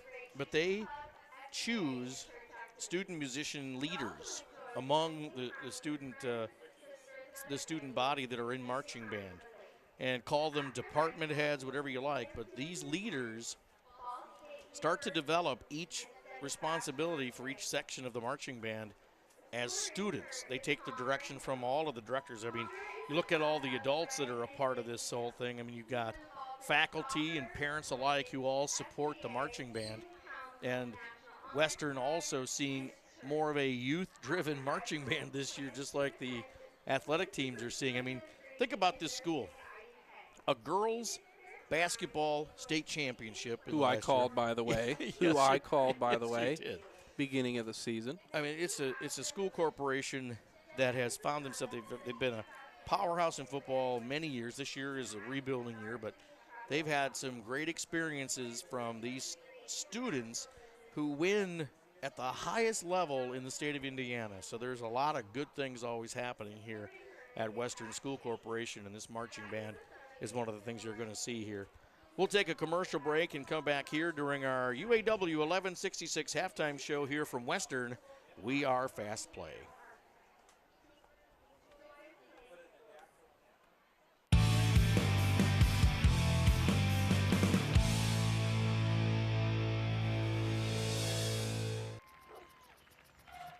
If you sign up for DirecTV's latest deal, prepare to be blindsided. Because they'll double your rate before you know it. And you'll find you're locked into a 2-year contract that could cost you over $3,000. That's why the smart choice is Xfinity. You can see all the best action in football all season long, with no surprises. Don't get blindsided by DirecTV. Call 1-800-XFINITY today. The Jeep Celebration event is going on now at Button. Choose from a selection of over 500 brand new Dodges, Chryslers, Jeeps, and Rams. Let our experienced team help find the perfect vehicle for you. And every purchase is backed with amazing Button customer service. Get behind the wheel of the all-new 2015 Chrysler 200, designed and engineered to outperform the best vehicles in the industry. Button, on the corner of Clayton Boulevard, or on the web at buttondodge.com. Imported from Detroit. Building Coco! Sold at Button. Welding students from the Kokomo Area Career Center helped create a new look for Walter Cross Field. They actually designed, built, and finished all the benches and screens and lattice work. Hardest part of the project, the benches, personally, which probably would have been the overhead welds I had to do when I was welding underneath the bench. It kind of makes me happy. I mean, to see that it's out somewhere so people can see it. Back we are during our UAW 1166 halftime show. I'm Alan James along with Devin Schott, and they just finished up introducing all of the homecoming court members. And as Dwight Singer, the PA announcer here at Western, was introducing the marching band right now, as the pit crew comes out into their positions in front of the grandstand here. Coming off a runner-up year in Class C for marching band is the Western Panthers. Year before that, they were state champions. They have 13 state titles for this marching band and 5 national titles. They are quite a program here at Western High School, and they are going to perform their routine that they'll be doing in competition here, as they will visit, I'm sure this weekend, some invitational competition. I know they hold a heck of a marching band invitational in Maconaquah each year. They might drive up and perform up near Elkhart, perform over in Lafayette. Kokomo used to hold an awesome invitation called the, what do we call that thing? I used to announce for it here. I'm supposed to remember all these things, but it's been a while since I've done it. But it was, I remember the cadence that I had to give as the announcer and call to attention the marching band leadership, and you may present your band for competition, something like that I used to always have to say in that situation. But what you'll see here in a moment is the routine that they'll be presenting this year. Devin and I have been looking at the setup here on the field. It looks like it's going to be a slip and slide, but there's a method to whatever they're doing, and there's a great theme that we'll be able to see here in a moment. Yeah, I'd like to chime in and help you a little bit. This is not my forte. I love the I love watching stuff the pageantry, like this. Yeah, I do, but I cannot speak intellectually about anything that this involves.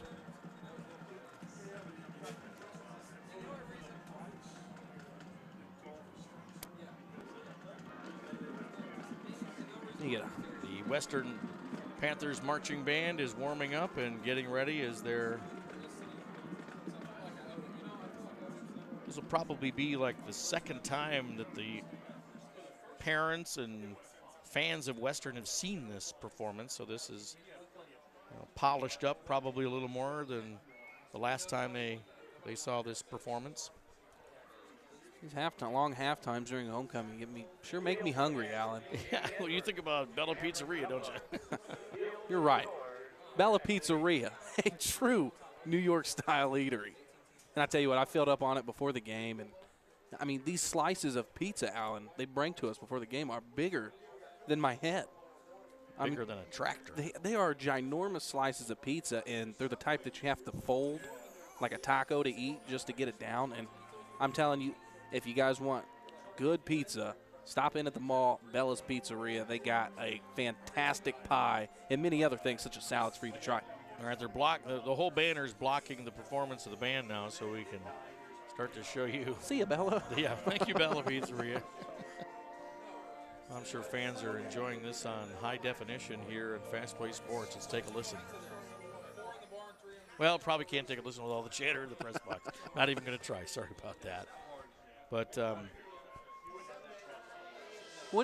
now explain to me what you grade on at a state competition. Do you have any clue? Oh, absolutely. Because it seems like there's just technical things, the way the guy's banging on that drum right there, his elbow positioning. Down in the lower right corner is your drum major. Okay. And she is keeping the tempo. She is judged. Okay. The overall general effect of the show itself is graded. So what's the point? What are they trying to accomplish? Then each different level of music is graded by separate judges. So you have percussion judges, you have music judges who are checking that out. Then you have the color guard, which you see the flags and the guns and all of the choreography that goes on that is also judged separately. Now, is the woman at the lower right-hand spot, is she judged on her technique directing the band? Exactly. The drum major scored, and they all will receive in competition what they call caption awards. Oh, okay, that's the drum major directing right there? Yep, okay. That's the drum major. That's a student. That's not an adult. And some bands have more than one drum major. So you might see two or more. But this is one of the most really recognized and award-winning marching band programs in the entire state of Indiana right here, the Western Marching Panthers. And you can see the precision of the marching. That is another area of judge, of course. Just look at all of that choreography, and you compare these musicians, these student musical professors, if you want to call them that, to what an athlete does in training. They started this probably maybe even as early for this band as late last year for those younger classmen coming up. And there's the second drum major. So I didn't see him before. He's way over there. That's the second drum major. So there's two drum majors for Western. We were on TV slightly there for a second. Yeah, but you can't see him in this shot right here. But then they begin that choreography in the middle of summer. They do this before school and after school. I mean, you remember hearing it all the time when you were practicing for football. And one thing that I'd like to stress to everybody is you think that two-a-days are hard, and the constant running, the constant physical training you go through to get ready for a sport is tough. And I'm not one to bash these instrumental people, but these guys, I remember at Kokomo, they would be out there before we even got out to practice. As soon as school ended, they would be out there on asphalt, not grass. They would be on asphalt, and they wouldn't even be leaving by the time we were already packed up, equipment was ready, and we were leaving 6 o'clock. So they're spending 6 hours on asphalt practicing this stuff. So this is serious business for these kids. We're unable to really play you the audio and musical portion of what you're seeing on your screen right now, but our producer's given us word that there is some audio that we'll show you, and we'll give a listen to the Western High School Marching Panthers.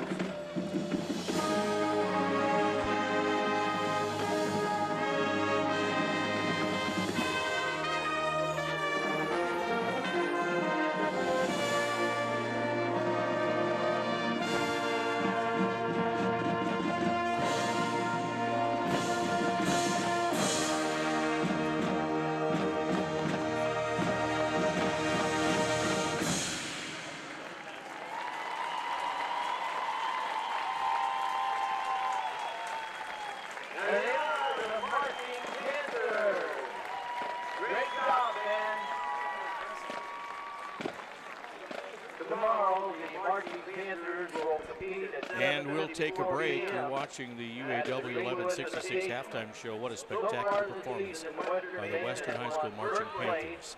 We are Fast Play.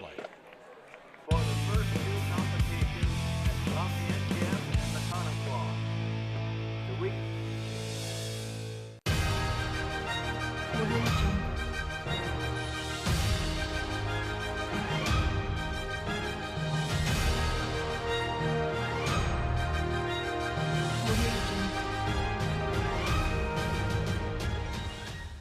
Hi, this is Devin Schott reporting from Coco's Wild Toss, one of the newest attractions here at the beautifully renovated Walter Cross Field.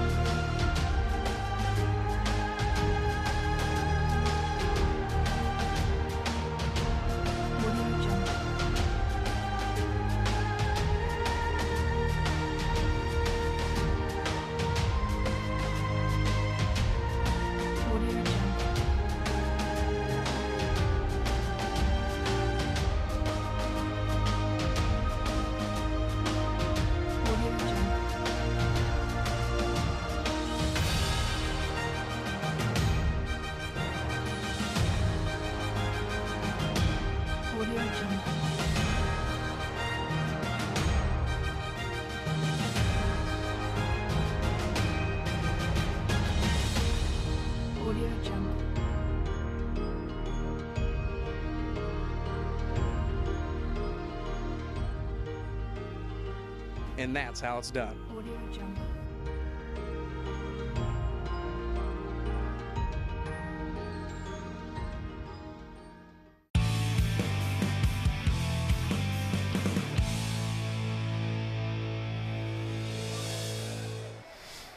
Well, we thank you for watching our UAW 1166 halftime show here from Western High School. And there's a couple of comments I got to make to our staff here at FastPlaySports. I was trying to get a message to our producer who can hear us now as he listens to us carefully. We were getting people texting different officials here at Western who are watching the webcast and talking about the spectacular HD coverage of this marching band. And I tell you, it's breathtaking and brings tears to my eyes when I watch the quality of this marching band. But a lot of folks from home are watching too, and we appreciate that. But the production quality, I'll give Rob Moss, our producer from RML's Productions, credit for his techniques and his talent and the work of the cameraman and his producing, switching, and everything. Oh, gosh, that was breathtaking at halftime.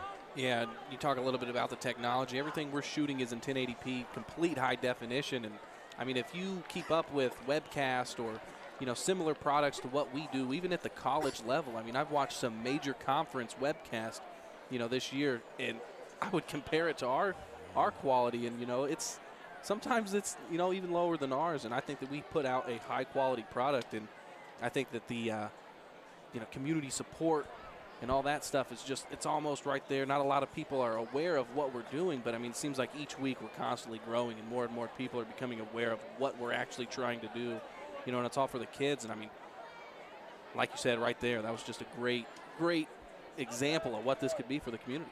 The color, the pageantry, all the choreography and music. I have no idea what it sounded like here on the webcast, but here in the press box, there were moments when that band just took over. It was breathtaking. So we get back to football here as we're about a minute and a half away from kickoff here as the teams warm up on the field, and our referees are having their circle, getting ready for the second half. It was a tight ball game. We saw a ton of defense in the first quarter. Then we finally got to some offense here in the second, and boy, you just saw turnovers being really the issue for both of these offenses as they would get cooking, especially Peru. 2 key turnovers cost them drives that they were marching into Western territory, and they couldn't come away with anything because they had a turnover. Yeah, turnovers in that one play at the half-yard line, that safety, that really killed him. And I mean, right now, that's the difference in this ballgame. It really is, or Peru would be up by a point instead of being down by a point here on our CFD investment scoreboard. Less than a minute away from getting back to action here. Our game is presented by the Kokomo Perspective newspaper and by Xfinity Channel 81. Watch the replay of these webcasts on Comcast Channel 81 Wednesday nights at 9, Friday afternoon at 12 noon, and tip off to all of you marching band fans.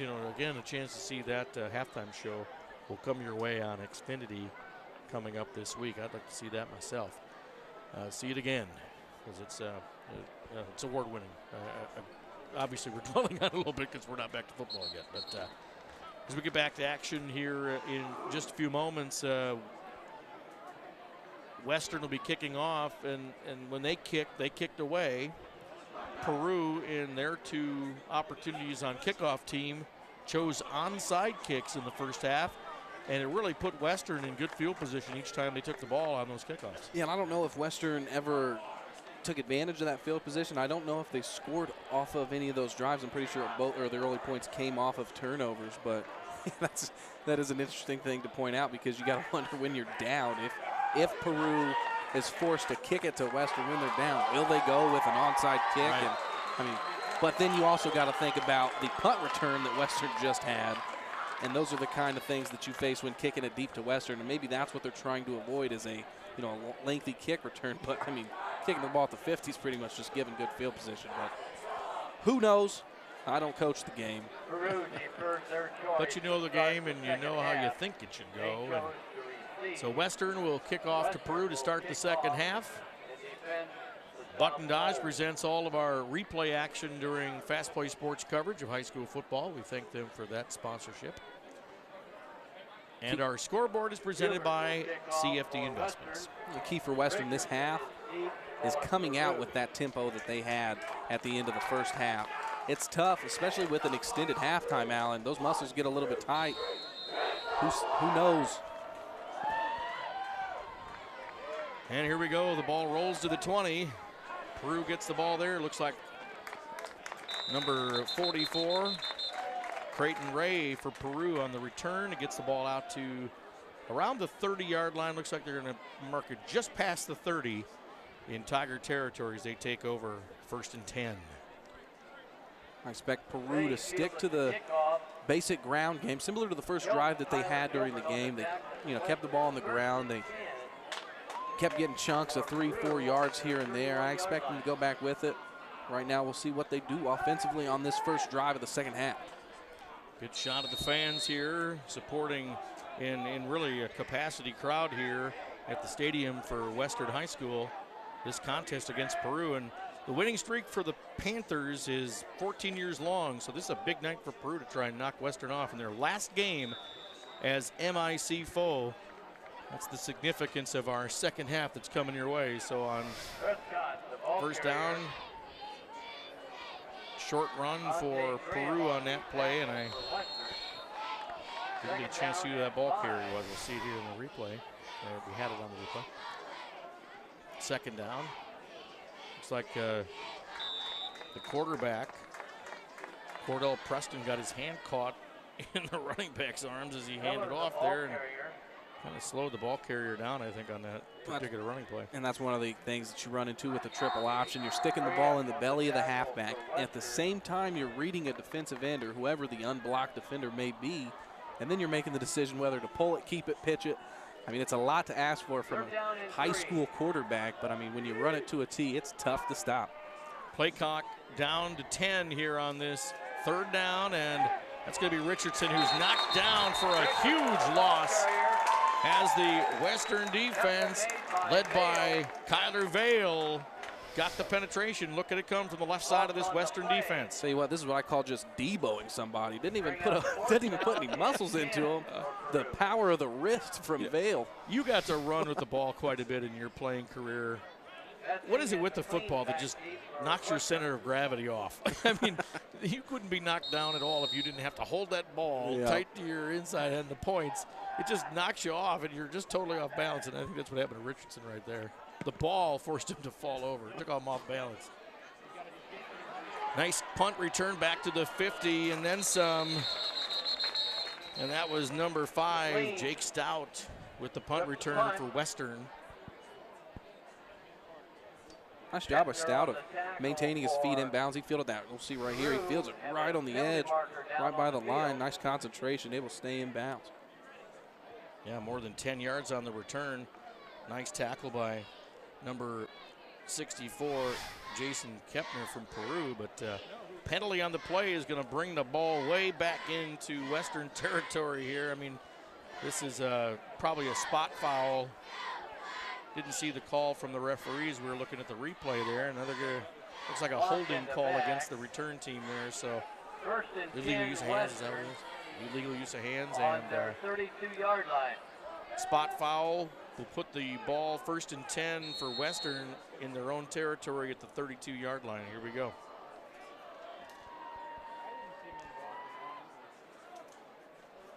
Nepley, the quarterback, from the shotgun, pitches it out again, this time to Dessing, who gets some running room along the left side. They kept blocking. Looks like they'll get maybe 3 or 4 yards on 1st down.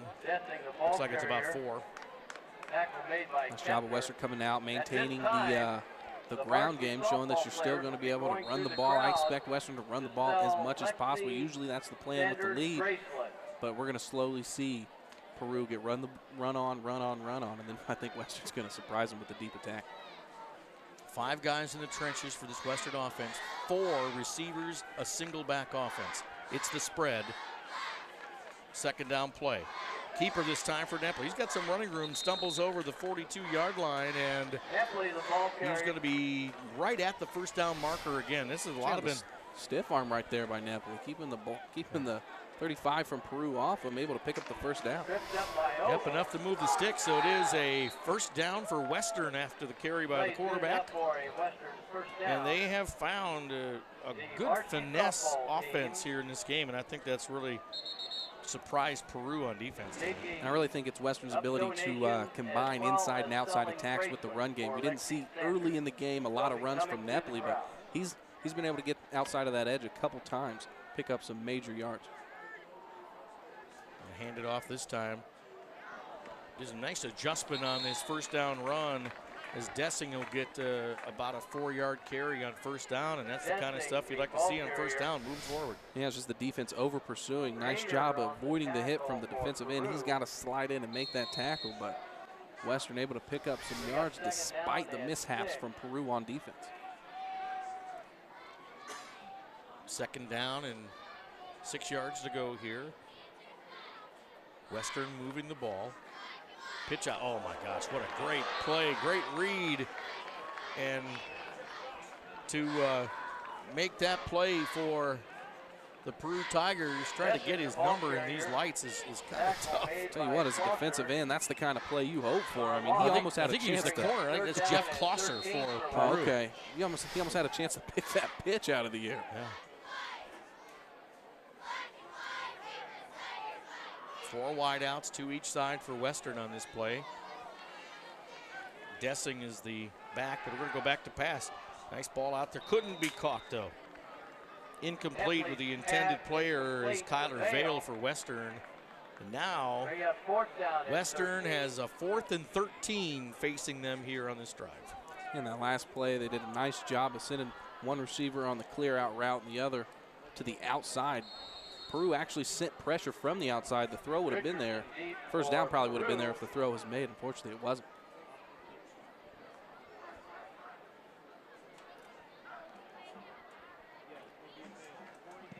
Plenty of time for the punt. Nice high kick.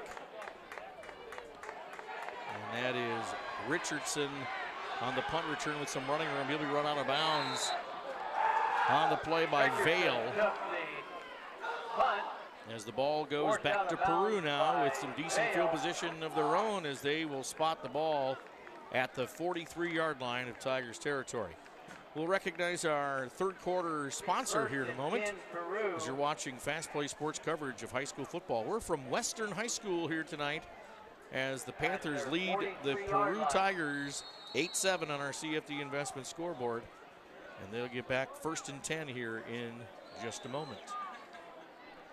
I'm Alan James along with Devin Schott.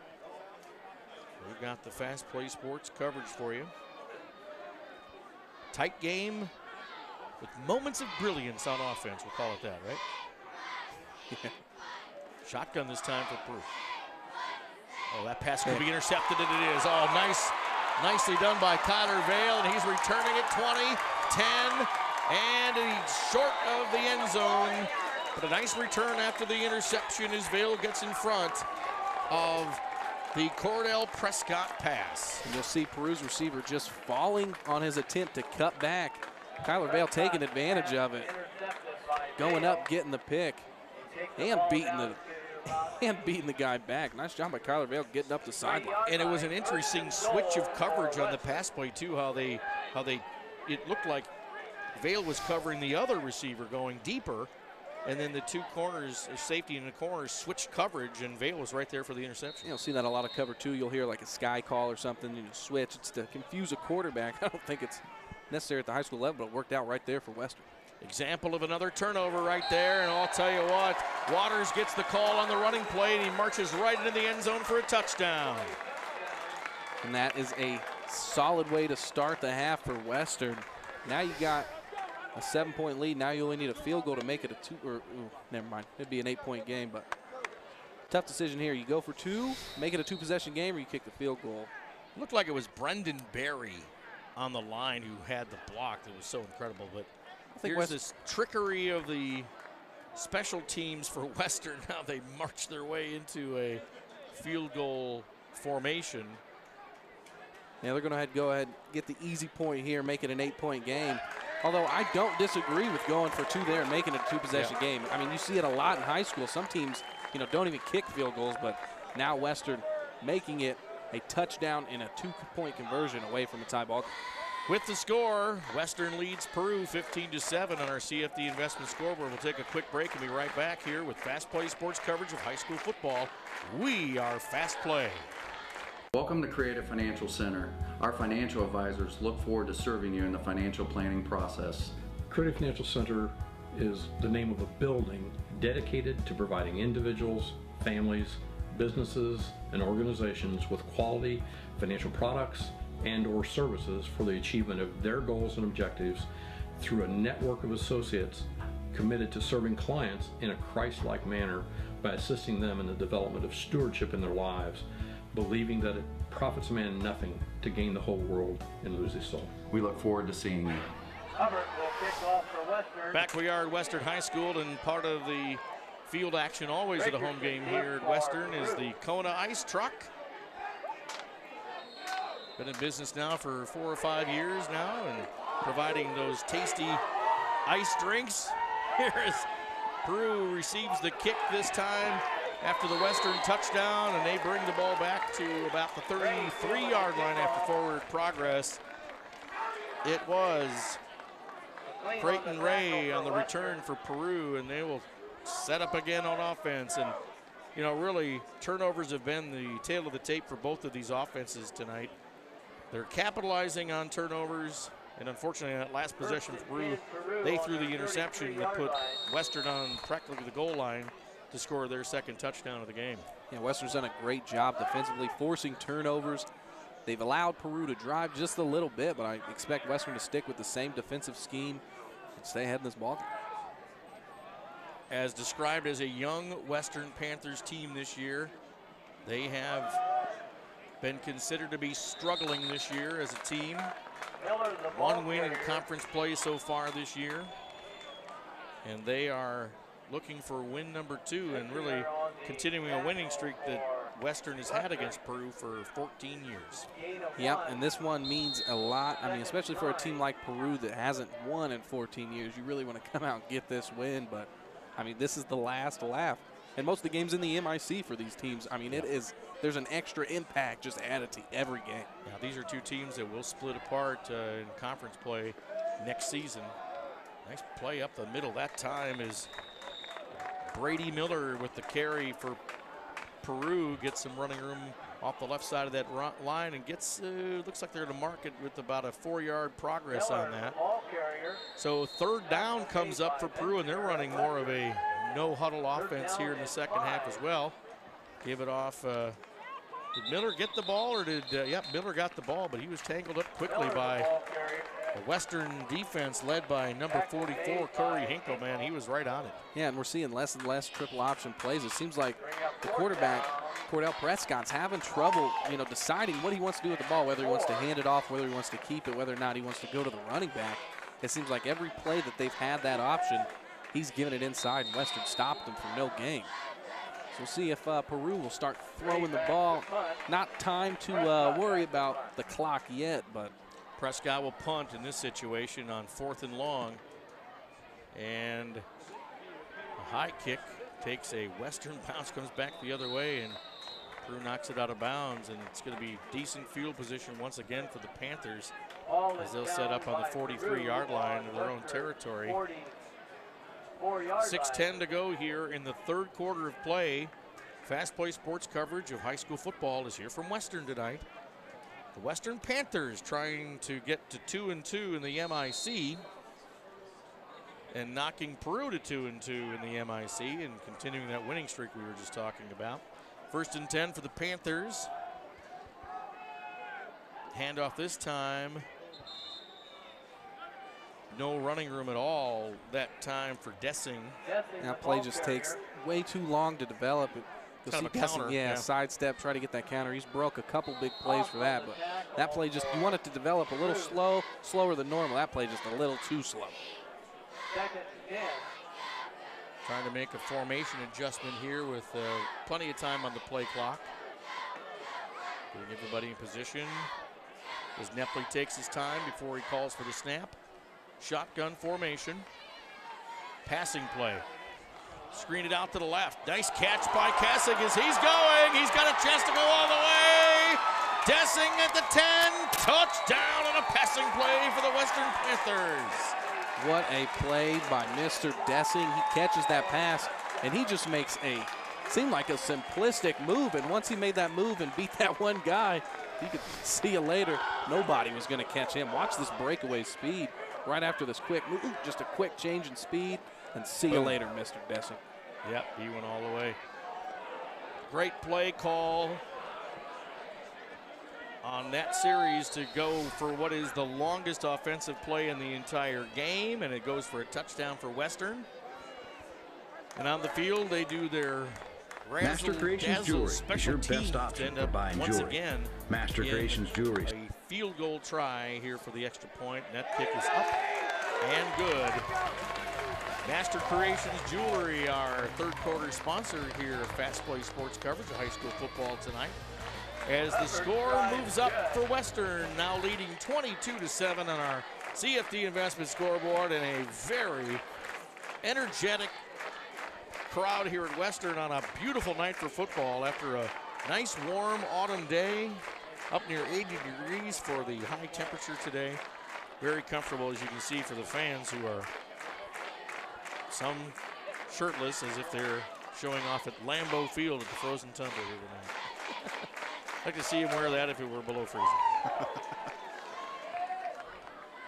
So now there's a little sense of urgency for Peru to put some points on the board. I mean, we still got 5 minutes left in the third, plus the entire fourth quarter, but Peru offensively is just completely stagnant. Peru not a big scoring team all season long, as we illustrated in our pregame show. Richardson gets the ball off the deflection off the face mask of his comrade at arms and gets the ball out to the market right at the 40-yard line for Peru to start on offense. In the games that Peru has been in this year, and they have a decent overall record of 3-2 here so far this season, but as they exercise themselves through the season this year, their wins were not high-scoring affairs. The Tigers were winners over Wabash by the score of 12-9, Eastern 17-7, and they beat Taylor 14-7. We were, of course, covering the Northwestern Taylor game last week in that 42-point explosion in the second quarter by Northwestern. So Peru has not been an explosive offensive team. And right there, they stumble on each other for a short gain on first down, as Brady Miller was involved in the misdirection, but Prescott kept the ball and kind of fell forward for no gain. And I don't know if we're looking at an injury timeout here, or yeah, we have an injury timeout as a Western player is down right now.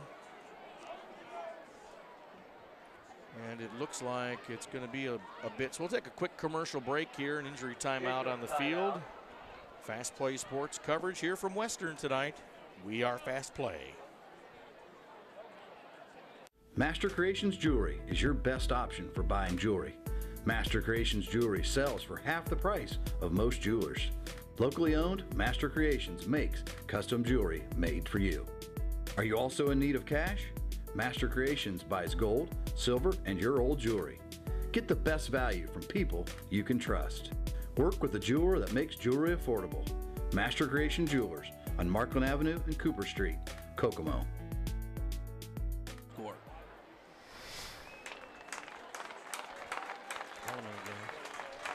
Back we are from Western, Fast Play Sports coverage of this high school game. Western and Peru, as the Western folks are walking off Dante Graham right now, the senior for Western, as he had a little issue on the last play. It's going to bring up a 2nd and 9 for Peru coming up here. 5 minutes to go here in the third quarter of play. Master Creations Jewelers is our third quarter sponsor of action here tonight from Western. So we put Prescott to work here, back to pass. He's got the timing, but couldn't connect, as he was trying to get it to Peyton Sturgill, who's had a pretty strong game for Peru here tonight, but that connection didn't happen. And had he caught it, he would have been off to the races. He had. Western secondary, outside of the nice block pass from Stout and the interception from Vale, has struggled to cover the deep ball against Peru. But nothing really besides the one touchdown in the back of the end zone to show for it. So we'll see if Peru maintains this deep attack, trying to expose the secondary of Western. 3rd and long this time. Another long pass along the right side to Richardson. He can't get there, and boy, he had some really tight coverage on the play. You had Stout in the coverage, and you had Douglas in the coverage for Western on that play, and they were really up against each other as Richardson had nowhere to go. And Stout did a great job of covering. That was man-to-man coverage, and the safety came up over top just in case, but Stout doing a phenomenal job staying with his receivers off the line. McLean and Dessing to return the punt here for Peru, as Prescott has the punting duties as well for the Peru squad. Nice kick toward the sideline. Oh, nice tackle. Holy man. That was something else right there. As number 25, Andrew Grosjean, comes in from Peru on special teams to level Tristan McLean, and that will set the Western offense at about the 27-yard line to begin here, 1st and 10. And the lead, mind you, as they are up 22-7 here on our CFD investment scoreboard. And with the ball, quarterback Nepoli is in the shotgun. Waters in the backfield on this series. Handoff up the middle. Can't get anywhere. Nice pursuit up the middle and a nice strong tackle. Looks like that was number 62 for Peru, Jordan Hiles, who is a sophomore for Peru. This is a statement drive for me. If you're Western, I mean, if you score a touchdown here when you're pretty much running predictable offense, they expect you to maintain the ground game. But if Western could score here, I mean, this is one of those things where you're really saying, hey, you know what's coming and we're still able to run it. And that'd be a big thing for the Panthers. Waters tries to cut to the left this time, but is mowed down by number 35, Chase Ogle for Peru, so very little gain there on 2nd down. 3rd and about 8 coming up for Western High School, as they try to burn a little clock and keep the ball longer here on this drive, because this is really a turning point. If Peru can stop them here and get off the field on 3rd down, and they got a chance to come back. Nepoli back to pass. Nice screen set up, and it's incomplete. As you had number 64, Jason Kepner for Peru right there in the mix to snuff out that screenplay attempt. Didn't set up quite the way the Western offense wanted there. That's going to bring up 4th down. It looked like it possibly could have worked, though. It looked like it was just a small miscommunication from the quarterback and halfback. But I like the idea there, 3rd and long, going with the draw play. You don't see too many high school teams running draws to perfection. Western not doing it there, but I like the call from the coach. Hutchinson to kick. Punt for, hey, everything out here is going to be an interesting formation for the punt. Lots of pressure from Peru on that. I'm not sure what happened, but Hutchinson's kind of lame. I don't know what he pulled there. He might have pulled a groin on that punt motion right there. He's going off the field in a little bit of pain. I know you don't see that on the screen right now, but now you see him bent over there. Something happened. Not sure what. It definitely looks like a groin pain, and I've had those before. I mean, that's a tough injury to work through, because every athletic move you make laterally, really, I mean, you're using a majority of your groin. So Peru had a lot of pressure. A lot of pressure on that punt return team. Now the ball is at the 41-yard line of Tigers territory, and this is a critical drive for the Peru Tigers, as they have got to score on this to come within a touchdown strike of where Western is with that 22-7 lead. So that's a nice run for more than 10 yards, and he's still going, as you have number 11, Brady Miller, with a big run on 1st down for Peru, and they go right down into Panthers territory, all the way down to the 24-yard line. That's where they're going to set the ball. Look at this replay. And what a move by Brady Miller. We'll see him. He beats the secondary. Contact made, spins out of it, maintains speed. I don't think he slowed down but half a second, and he was off to the races again. Great pickup. Rare miss on a tackle by Stout, and then it was McLean who caught up to him and stopped him. So 1st down play. This play doesn't really set up very well, as they try to give the ball right back to Brady, but Western's right on that for a short gain. Maybe a yard on the play. 2nd and 9 coming up for Peru. That's when you really want to light a fire under the belly of your defense. I mean, you got a whole quarter left to play. They're threatening in the red zone. It's 4-down territory. You make a stop here, you're sending a message. Knocking on the door is Peru. Sweep to the right this time. See if they seal the edge. Not quite. We've seen some great play tonight from Nolan Stout, and he did not give up the edge on that Western defense. And that play came to a stop. And look at the size differential here. And Richardson, Richardson's so much taller. He's a beanpole, lanky guy, and that's just the low. Stout just staying low. Yeah. Sometimes when you're a big guy like that, you got to think, hey, time to leave my feet and leap. Scary thing to do, but sometimes you have to against a secondary type guy. Fighting off a block of Creighton Ray to make that play. Stout did for Western. That was a big one. So here you have it. Big third down play, and goes up the middle for some short yardage on that play. We're trying to find the ball carrier and all that mess out there. He is short of the 1st down as it gets up about 2 yards away from the 1st down. So we'll set the ball up. 4th down and 2 to go. Ball is on the 15-yard line. Peru needs this if they want to stay in the game. Handoff up the middle again. That's Brady. He is stuffed in the middle. As a great defensive play by number 24, Quentin Fields, puts a stop. We'll see where forward progress plays into this and see if Peru's going to pick up the 1st down. Everyone's waiting right now. It is close. I think we're going to not going to bring the chains out for the 3rd time today. Nice stop by Western. That's the 2nd stop that they've had against Peru, with Peru inside the 10 right there. Inside the 15. Yeah, inside the 15. Doesn't get the yardage. Turnover on downs. Western takes over 1st and 10, and this is the time to eat the clock and really take this one away from Peru right here on this drive. Yeah, nice drive utilizing the ground game. You can really run into the latter portion of the 4th quarter here. See what they go with on 1st down. Spread offensive Western. Nepoli hands off to the lone back Testing the ball carrier.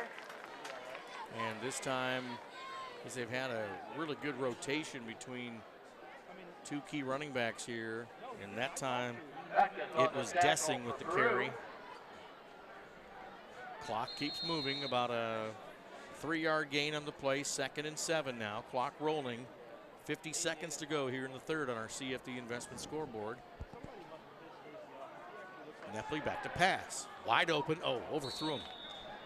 Right there in the hands of Stacy Hutchinson, who obviously overcame whatever injury he had on that punt formation a little bit ago, and he was right there in the play, but he was overthrown by Nepley on that. That stops the clock and brings up 3rd and 7. Yeah, Nepley just having a little trouble seeing over the line. He's not the tallest of guys on the field. It was tough to see him right there with the line swarming around him, but yeah, tough call, 3rd and long here. What do you do if you're Western? I think you go back with that screenplay. Waters is in the game as the lone back for Western on this play, and it's back to pass for Nepley. He drills it. That's caught. Running room for number 4 as he gets down the field, and boy, all the way out to about the 34-yard line is Jacob Douglas. Nice pass, nice catch, and run after the catch. Nice job. Get the first down. Staying tall in the pocket, not sensing that there wasn't a lot of pressure, sensing there wasn't a lot of pressure, able to stay in the pocket, delivering a strike. Yeah, missed tackle opportunities right there for the Peru coach to look at. 1st and 10 for Western. A little handoff mix-up. Short gain on 1st down for the Panthers. But more importantly, it keeps the clock moving. And Western keeps the ball. Watch this exchange between Nepley and Waters. Waters, the ball carrier. Got a lot of that today. A lot of. Well, quarterback, you know, the way the running back grabs the ball, you kind of catch the hand of the quarterback. And clock winds down to 0. That's the end of the 3rd quarter, presented by Master Creations Jewelers. On our CFD investment scoreboard, it's a Western lead over Peru, 22-7. The 4th and final quarter coming up here in Fast Play Sports coverage of high school football. We are Fast Play. Welcome to a world where new is not as new. The parallel universe. Sweetie, didn't we watch this movie last week? Not much choice with AT&T U-verse Day. Sir, Xfinity On Demand has way more movie choices. Nothing wrong with a little repetition, Dave. Yeah, nothing wrong with a little repetition, Dave. Yeah, nothing wrong with a little repetition, Dave. Don't get trapped in the U-verse. Get 3 times more movies with Xfinity On Demand from Comcast. Here we are, Fast Play Sports coverage of high school football from Western High School. Western Panthers with a 22-7 lead over Peru, and this continues a winning streak for the Western Panthers that's gone on for a long time. Peru would love, in their last meeting with Western in the MIC, to have been able to beat these guys, but right now it's 4th quarter play, and the 2nd down run doesn't get far as Waters gets the call for the Panthers and gains maybe a yard. Tell you what, I was confused for a second by all the foam footballs being thrown in the stands. I accidentally. You're trying to get one. The windows are open here in the press box. No, I just thought it was the football from the field. I thought they were going deep. I was like, oh, what's going on here? That kind of confusion. All right, 3rd down and long for the Panthers here in their spread offense. Shotgun formation for Nepley. He's been there all night. He's back to pass. Nice connection. Run after catch. This could go all the way. It's Headley. Headley all the way. Tackled inside the 5. Short of the touchdown, but a big gain on the 3rd down play. And boy, that's 1st and goal for Western. Well, did you catch who caught him from behind? We'll see here on the replay, but what an effort play from Peru. Whoever caught this guy from behind, he came from 30, 40 yards back. Where is he coming from? We'll see here, number 40. Is that Richardson? Yeah, that's Richardson. Oh, my gosh. That's some speed for a guy with his size. And he makes moves to try and knock the ball out, too, as you saw that. So here comes Western. And that was Waters on the carry, and he ran into a brick wall of Peru defenders, and this could really end up being some major frosting on the cake for Western if they get a score right here at the beginning of the 4th quarter. Yeah, you hate to call it a nail in the coffin still with 10 minutes plus left to play. But when you're up 3 scores and there's only 10 minutes left in the fourth quarter and your offense has been running the way Peru's is, doesn't look pretty. Nepley keeps it up the middle, but I think he falls short of the end zone. They're marking him inside the 1, but not across the goal line here on this play. Watch Nepley keep it up the middle, and he falls short of scoring on this play. I think I agree with the official on this one. You'll see here his knee comes down. He stretches out for the goal line, but his knee is definitely down, and that ball is short. Yeah. Nice capture of that on our button dodge replay. So now it's 3rd down, in goal. Nepley keeps it again, but what a defensive play. That time it's number 67, Eric Hobbs for Peru, who throws Nepley down for a loss on that keeper. And now you're looking at a 4th down and probably 6 yards to go. And that's a play Peru has struggled with all day. I think Western's ran it 3 or 4 times, but Peru has allowed Nepley to get around the edge right there. Defensive end doing a nice job of forcing him back inside, maintaining his ground. Communication from the sidelines into quarterback. Tyler Nepley. Yeah, 3 seconds to snap the ball. It looks like he's going to call a timeout. 1 second left. Timeout. No, I think Nepley's limping as he comes off the field, so I think he'd like a little break before they run another play. You really want to punch this one in. You want to call time, make sure that your team has a solid plan for 4th and goal from the, looks like they're about the 4-yard line. So some ground to make up here, and this is definitely a big play for Western because a touchdown here decreases Peru's chance of coming back to around 5%. Well, you look back on these contests between these two teams over, back since 2007. We talked about this in our pregame. Western has outscored Peru since 2007 by the score of, scores of 363 to 49. And tonight, when you look back on the history between these two playing each other in the MIC, this looks like a good old-fashioned Western game against Peru, or Western just out-muscled Peru all night. But going into this contest, Peru had a better record. All the things you heard about Western's youth program, how they couldn't, or their young program, how they couldn't finish out games, how they were just there, and how good Peru was. I was expecting to see Peru come out and do a lot better job.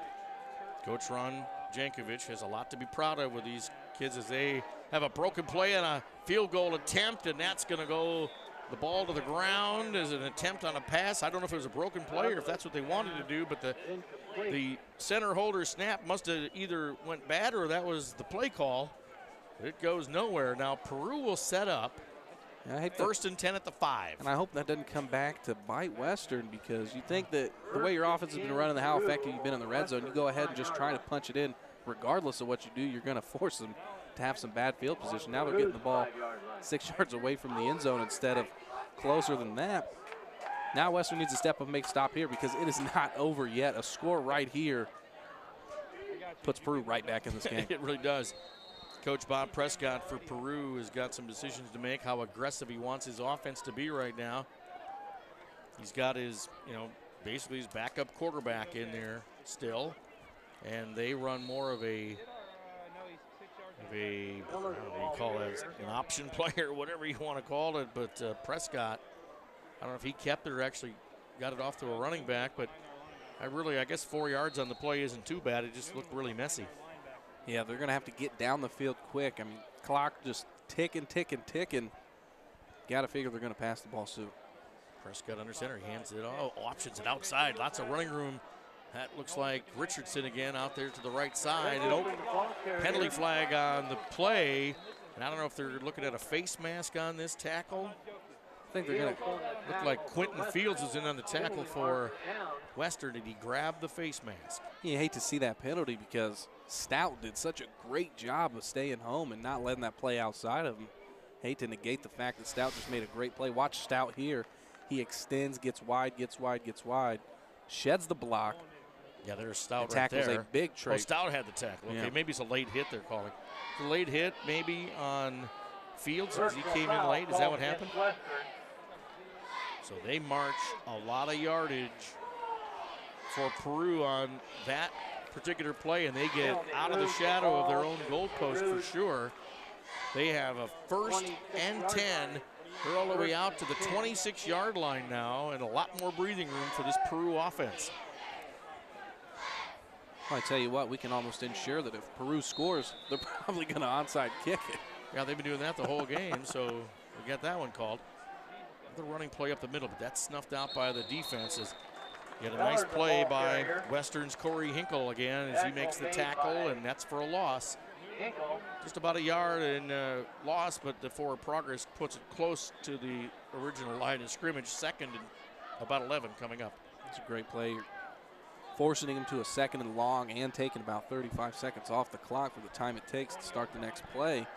I'm surprised Peru's still running the ball. They're just letting this clock whittle away. Clock is important with 8 minutes to go in the game. And they keep kind of a no-huddle formation out there, but it takes a long time to get the play called in from the sideline. Prescott from the shotgun this time. He's going to roll right, and he's got, oh my goodness, there he is again. Number 44, Corey Hinkle for Western. He gets the penetration and sacks Prescott in the backfield. That's a big loss on 2nd down, so it's 3rd and a ton for Peru on this play. Prescott's got to just launch that ball out of bounds towards the nearest receiver. Taking the loss of downs not only puts you to a 3rd and unimaginably long, but you also keep that clock running like we were talking. And Western right now defensively allowed this clock to run about 2 minutes since Peru's taken the ball. Well, you talk about the number of seniors that are on the field for both of these teams tonight. Corey Hinkle is a senior for Western, and he's shown some senior leadership for that defense out there right now. He's had a great series here. Heave it up high, out of bounds, and no good here on that play as they try to get out to Richardson, who's a tall receiver, and he's been a really big part of the Peru offense here, but that play had nowhere to go. Yeah, he's a tall guy, but he's not 30 feet tall. I thought for a second when that came out of the quarterback's hand I was going to have a chance to make a play tonight, Allen, but no, that ball was a good 10 yards Pretty deep. close to hunting season here in Indiana. There might have been a few people who thought they had a shot at a duck there, you know, but that ball came out of his hand a little high and incomplete. But looks like they're going to punt it away here on 4th down and super long. Don't want to get Western put them on there in the red zone. So decent punt comes. Oh, nice return. Oh, great catch that time on the return for Tristan McLean, and he hit the ball, caught the ball running full speed, and he probably had a nice 15-yard return on that. Yeah, I'm surprised Western's coach has the respect of McLean to come up and catch this ball. Most coaches will tell their high school kids, hey, do not catch this ball, because coming up, catching that ball on the run like that, that's very risky, especially when you're almost on their side of the field. You're a high school kid, and you're trying to catch a punt that's in no way, shape, or form spiraling at all like a punt should be. About 10 yards on the return that time for McLean. A nice-looking return and great reception of that punt. 1st and 10 up the middle. This is Dessing. Dessing goes at least 10 yards on that.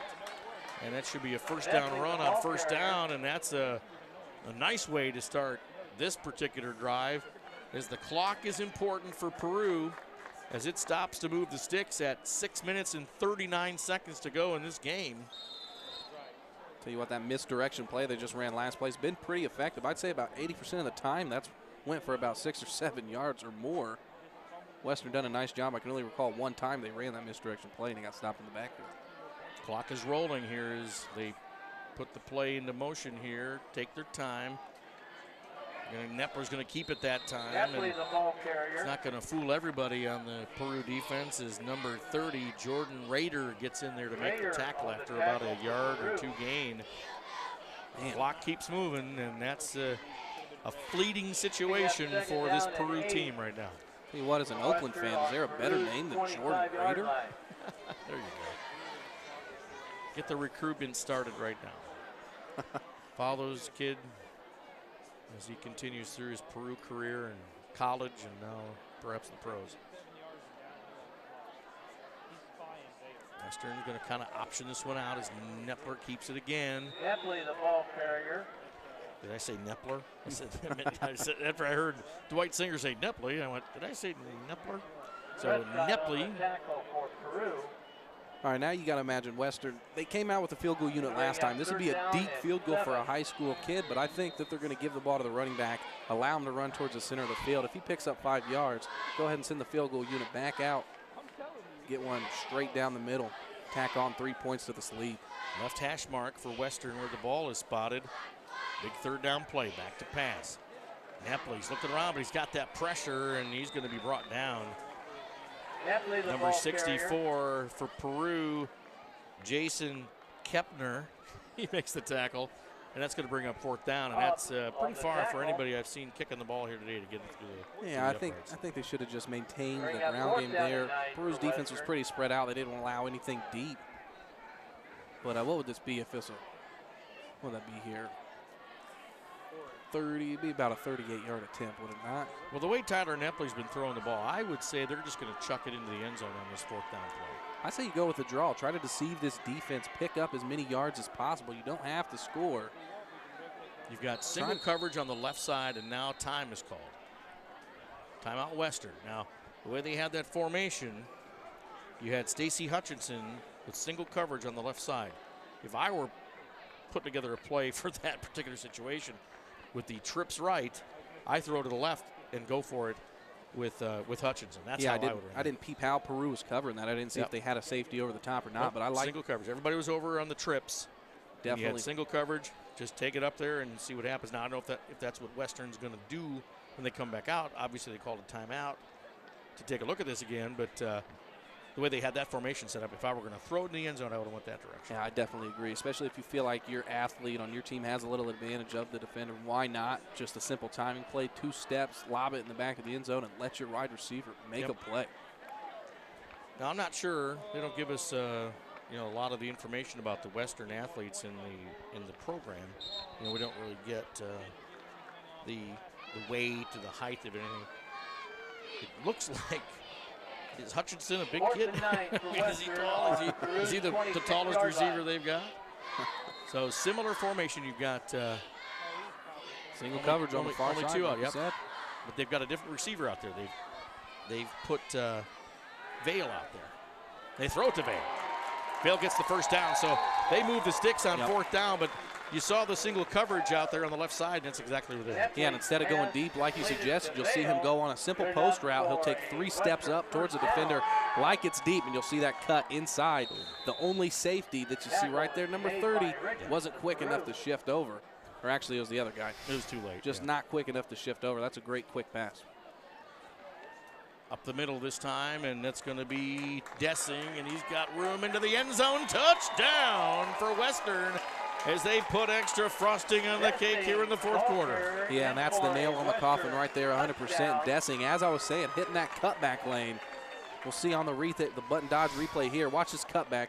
That is wide open. The defense over pursuing hard. Dessing done a great job keeping that vision open and realizing when he has the cutback lane, doing a great job tonight.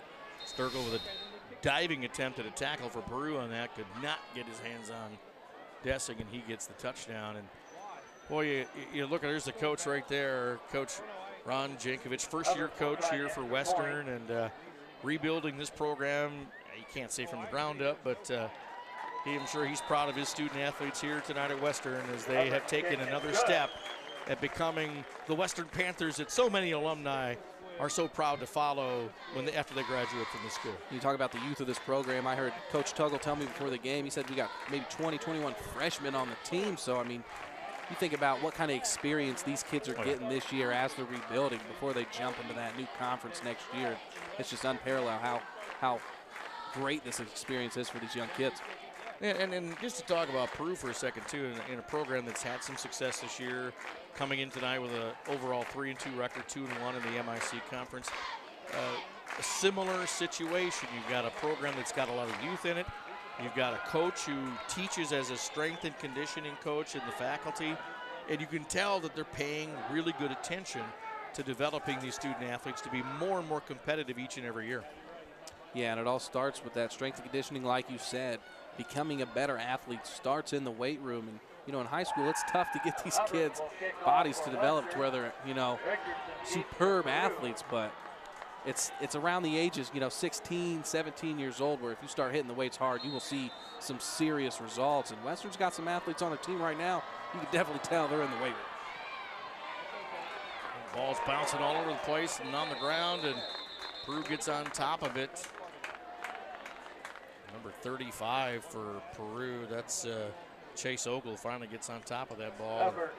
Well, there's 3:55 to go here in the game, and Western has a 3-touchdown lead on Peru, so this one might be pretty much a done deal. But as a coach, you try to fight all the way to the end. You don't want your kids ever to give up, and so we'll see what Coach Bob Prescott has in store for his offense as he calls some plays here that are going to show that this team is not giving up.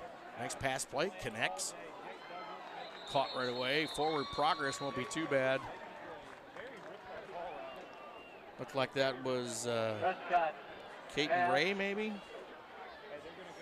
the receiver that time for Peru. Give him about 2 yards of forward progress, so 2nd and 8. Clock is rolling as Peru is on offense, down by 3 touchdowns here at the end of the 4th quarter. Handoff that time to Brady Miller, and he had nowhere to go. As once again, senior leadership from Western prevails as Corey Hinkle's right there as part of that wall of defense. Amazing. He's had an awesome game for Western. Homecoming, senior year, team that is growing up with him in his final year as a Western Panther. We'll call a big penalty against Western here right now. Some scores around the county. Cass is absolutely annihilating Eastern right now, 43-7. 9:42 left to play in the 4th. Well, at least Eastern scored. That's true. Yeah, Mechanical 20, Northwestern 14.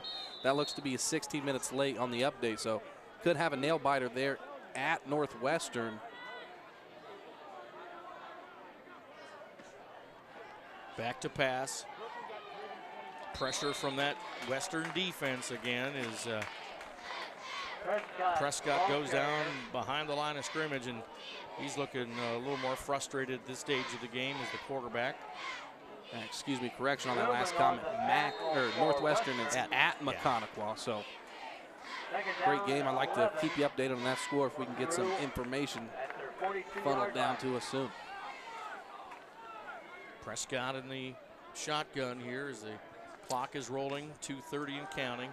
Drills the pass off the mark as intended receiver on the play. Can't make out that number. I'm sorry. It's looks like the number 3, wasn't it? It was. Now they're tough to see. Was it Walker? You can credit Jake Stout with the great defense right there.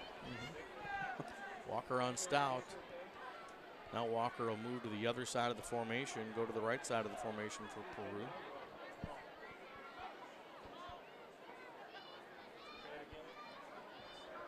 Spread formation for Peru. No running back in the backfield. This is definitely a pass play on 3rd down.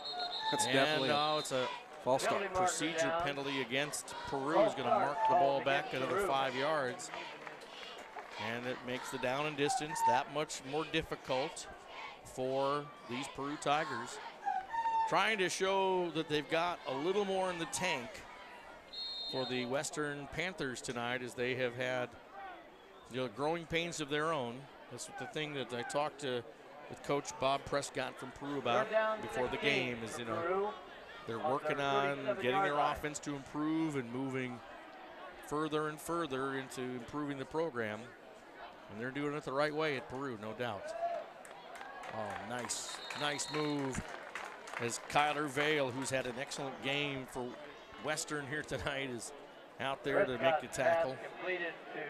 No gain whatsoever on that play for Peru, and it's 4th and a mile as the clock is ticking. 2:05 to go here in the 4th quarter from Western. I wonder if there's any more Bella's Pizza left for us after the game. Kind of hungry up here. Yeah, well, we appreciate the sponsorship of Bella's Pizza inside the Markland Mall as they feed our crew and Fast Play Sports announcers. Well, here we go. Punt. Nice kick that time.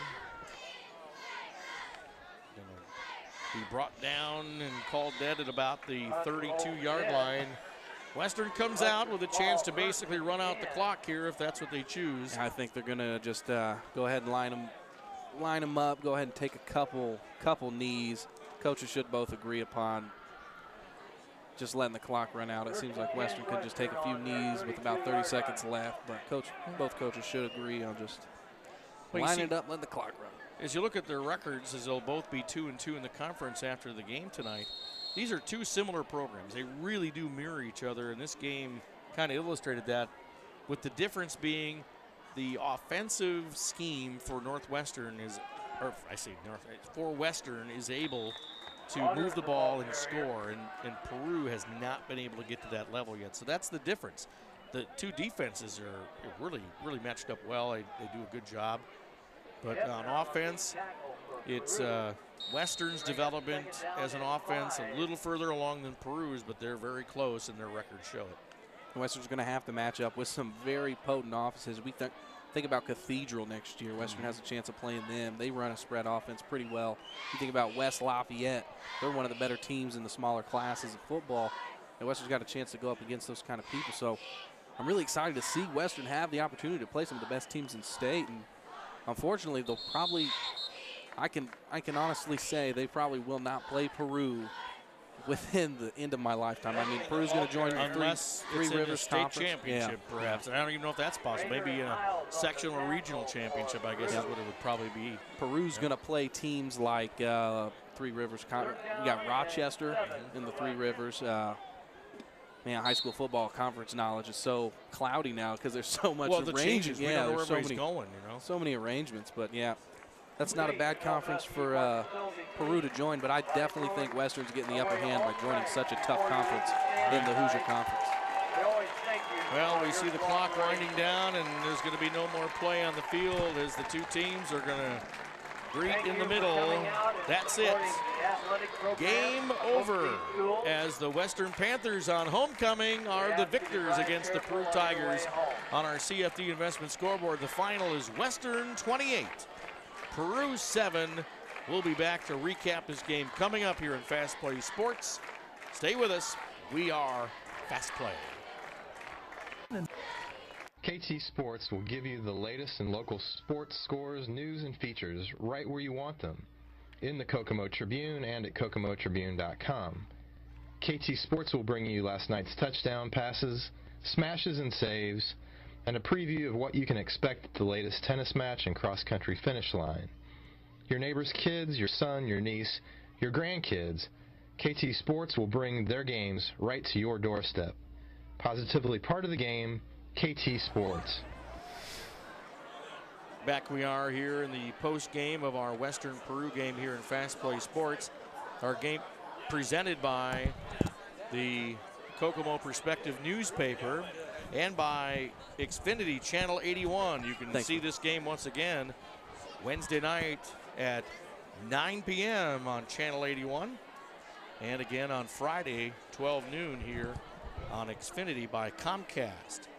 As we look at the standouts in the game tonight, we definitely see some great development from some younger guys, backed up by the experience of some senior play here for Western tonight.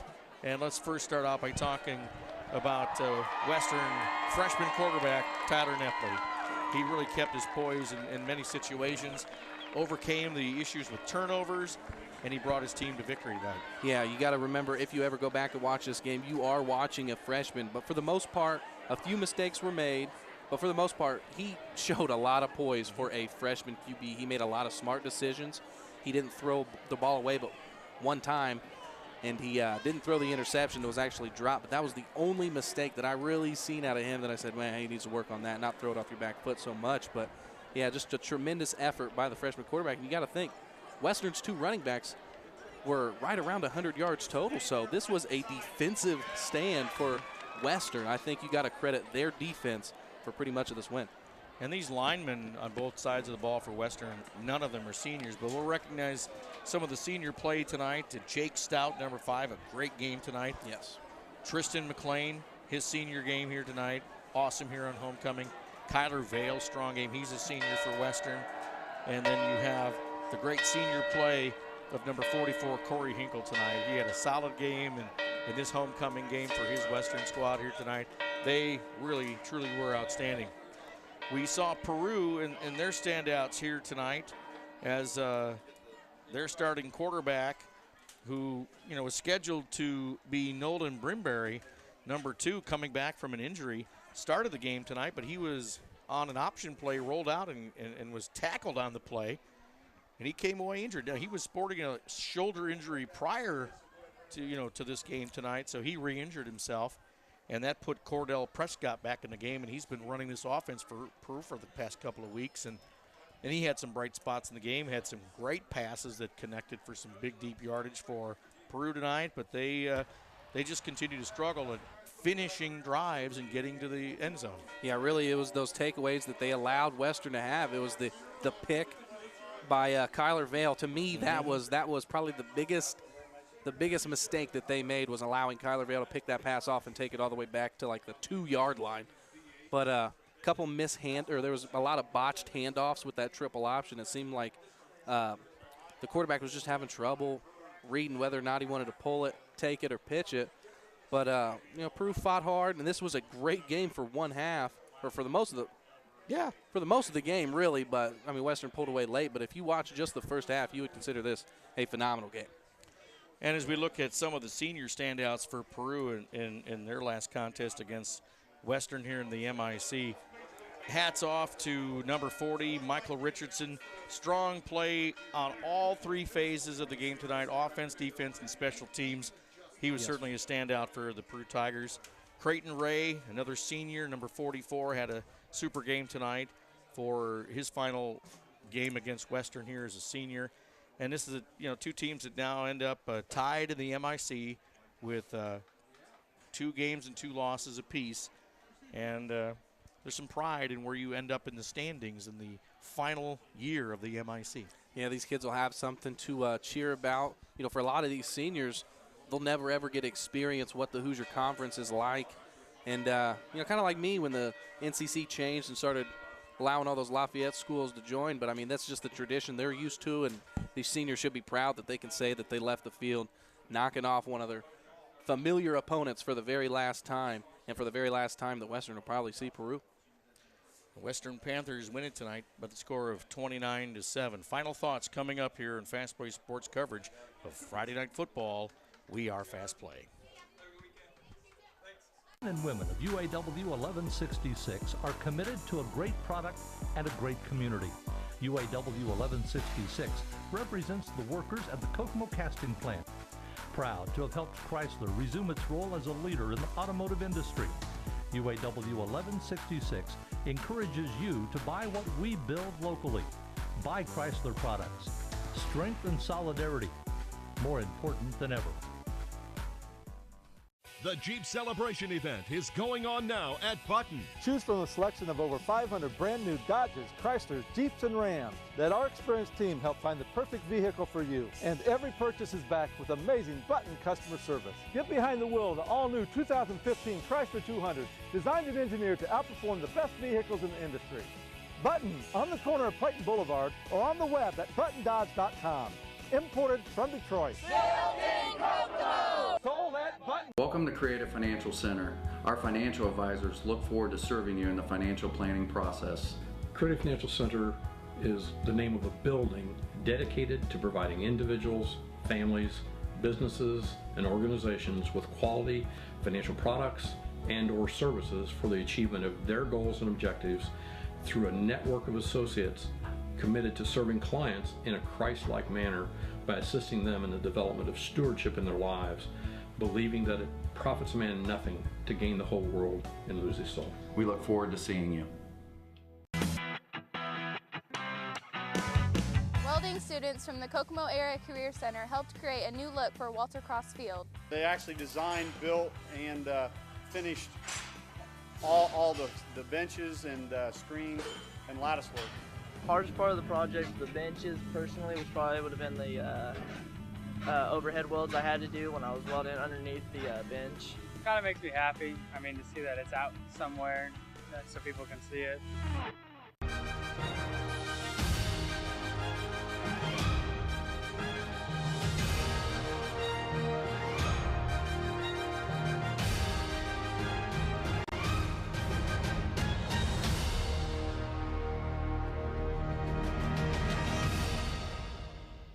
Hi, this is Raleigh Fingers, and you're watching Fast Play Sports Network. So you have a sugar high on the way home.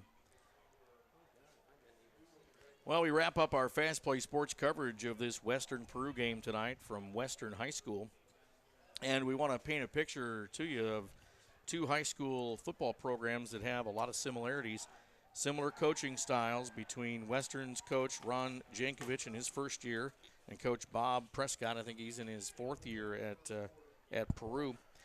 Both are faculty positions in their schools as strength and conditioning teachers. So this is something that they can pay attention to. They both have young programs that have a balance of sophomores and juniors as doing the bulk of the work for them. And that gives both of these programs hope as they split away from the MIC after this year, take on different conferences and new opponents and new challenges. Yeah, and it's a fresh start, and for Western, you can't ask for a better way to have your final season. You got these young kids right now. You got a brand new coach looking to implement a new system. And Alan, I was thoroughly impressed with how well Western ran the spread. Their running backs seen the right lanes. They have a freshman quarterback delivering some strikes when he needed to, third and longs. So totally revamped the Western program, a lot different from what most of the people, people in Howard County grow up watching. But I think Western has a lot to be proud about tonight, and a lot of good things to look forward to. Both teams do. Special thanks to all of our sponsors that support Fast Play Sports coverage here of high school football, presented by the Kokomo Perspective newspaper and by Xfinity Channel 81. Thanks to our crew for great coverage, and of course that halftime show, including the pageantry of the award-winning Western High School Marching Panthers. This will be one to watch again and again. Watch us again on Channel 81 on Xfinity and our archives here at FastPlaySports.com. For Devin Schott, I'm Alan James. So long from Western. We are Fast Play.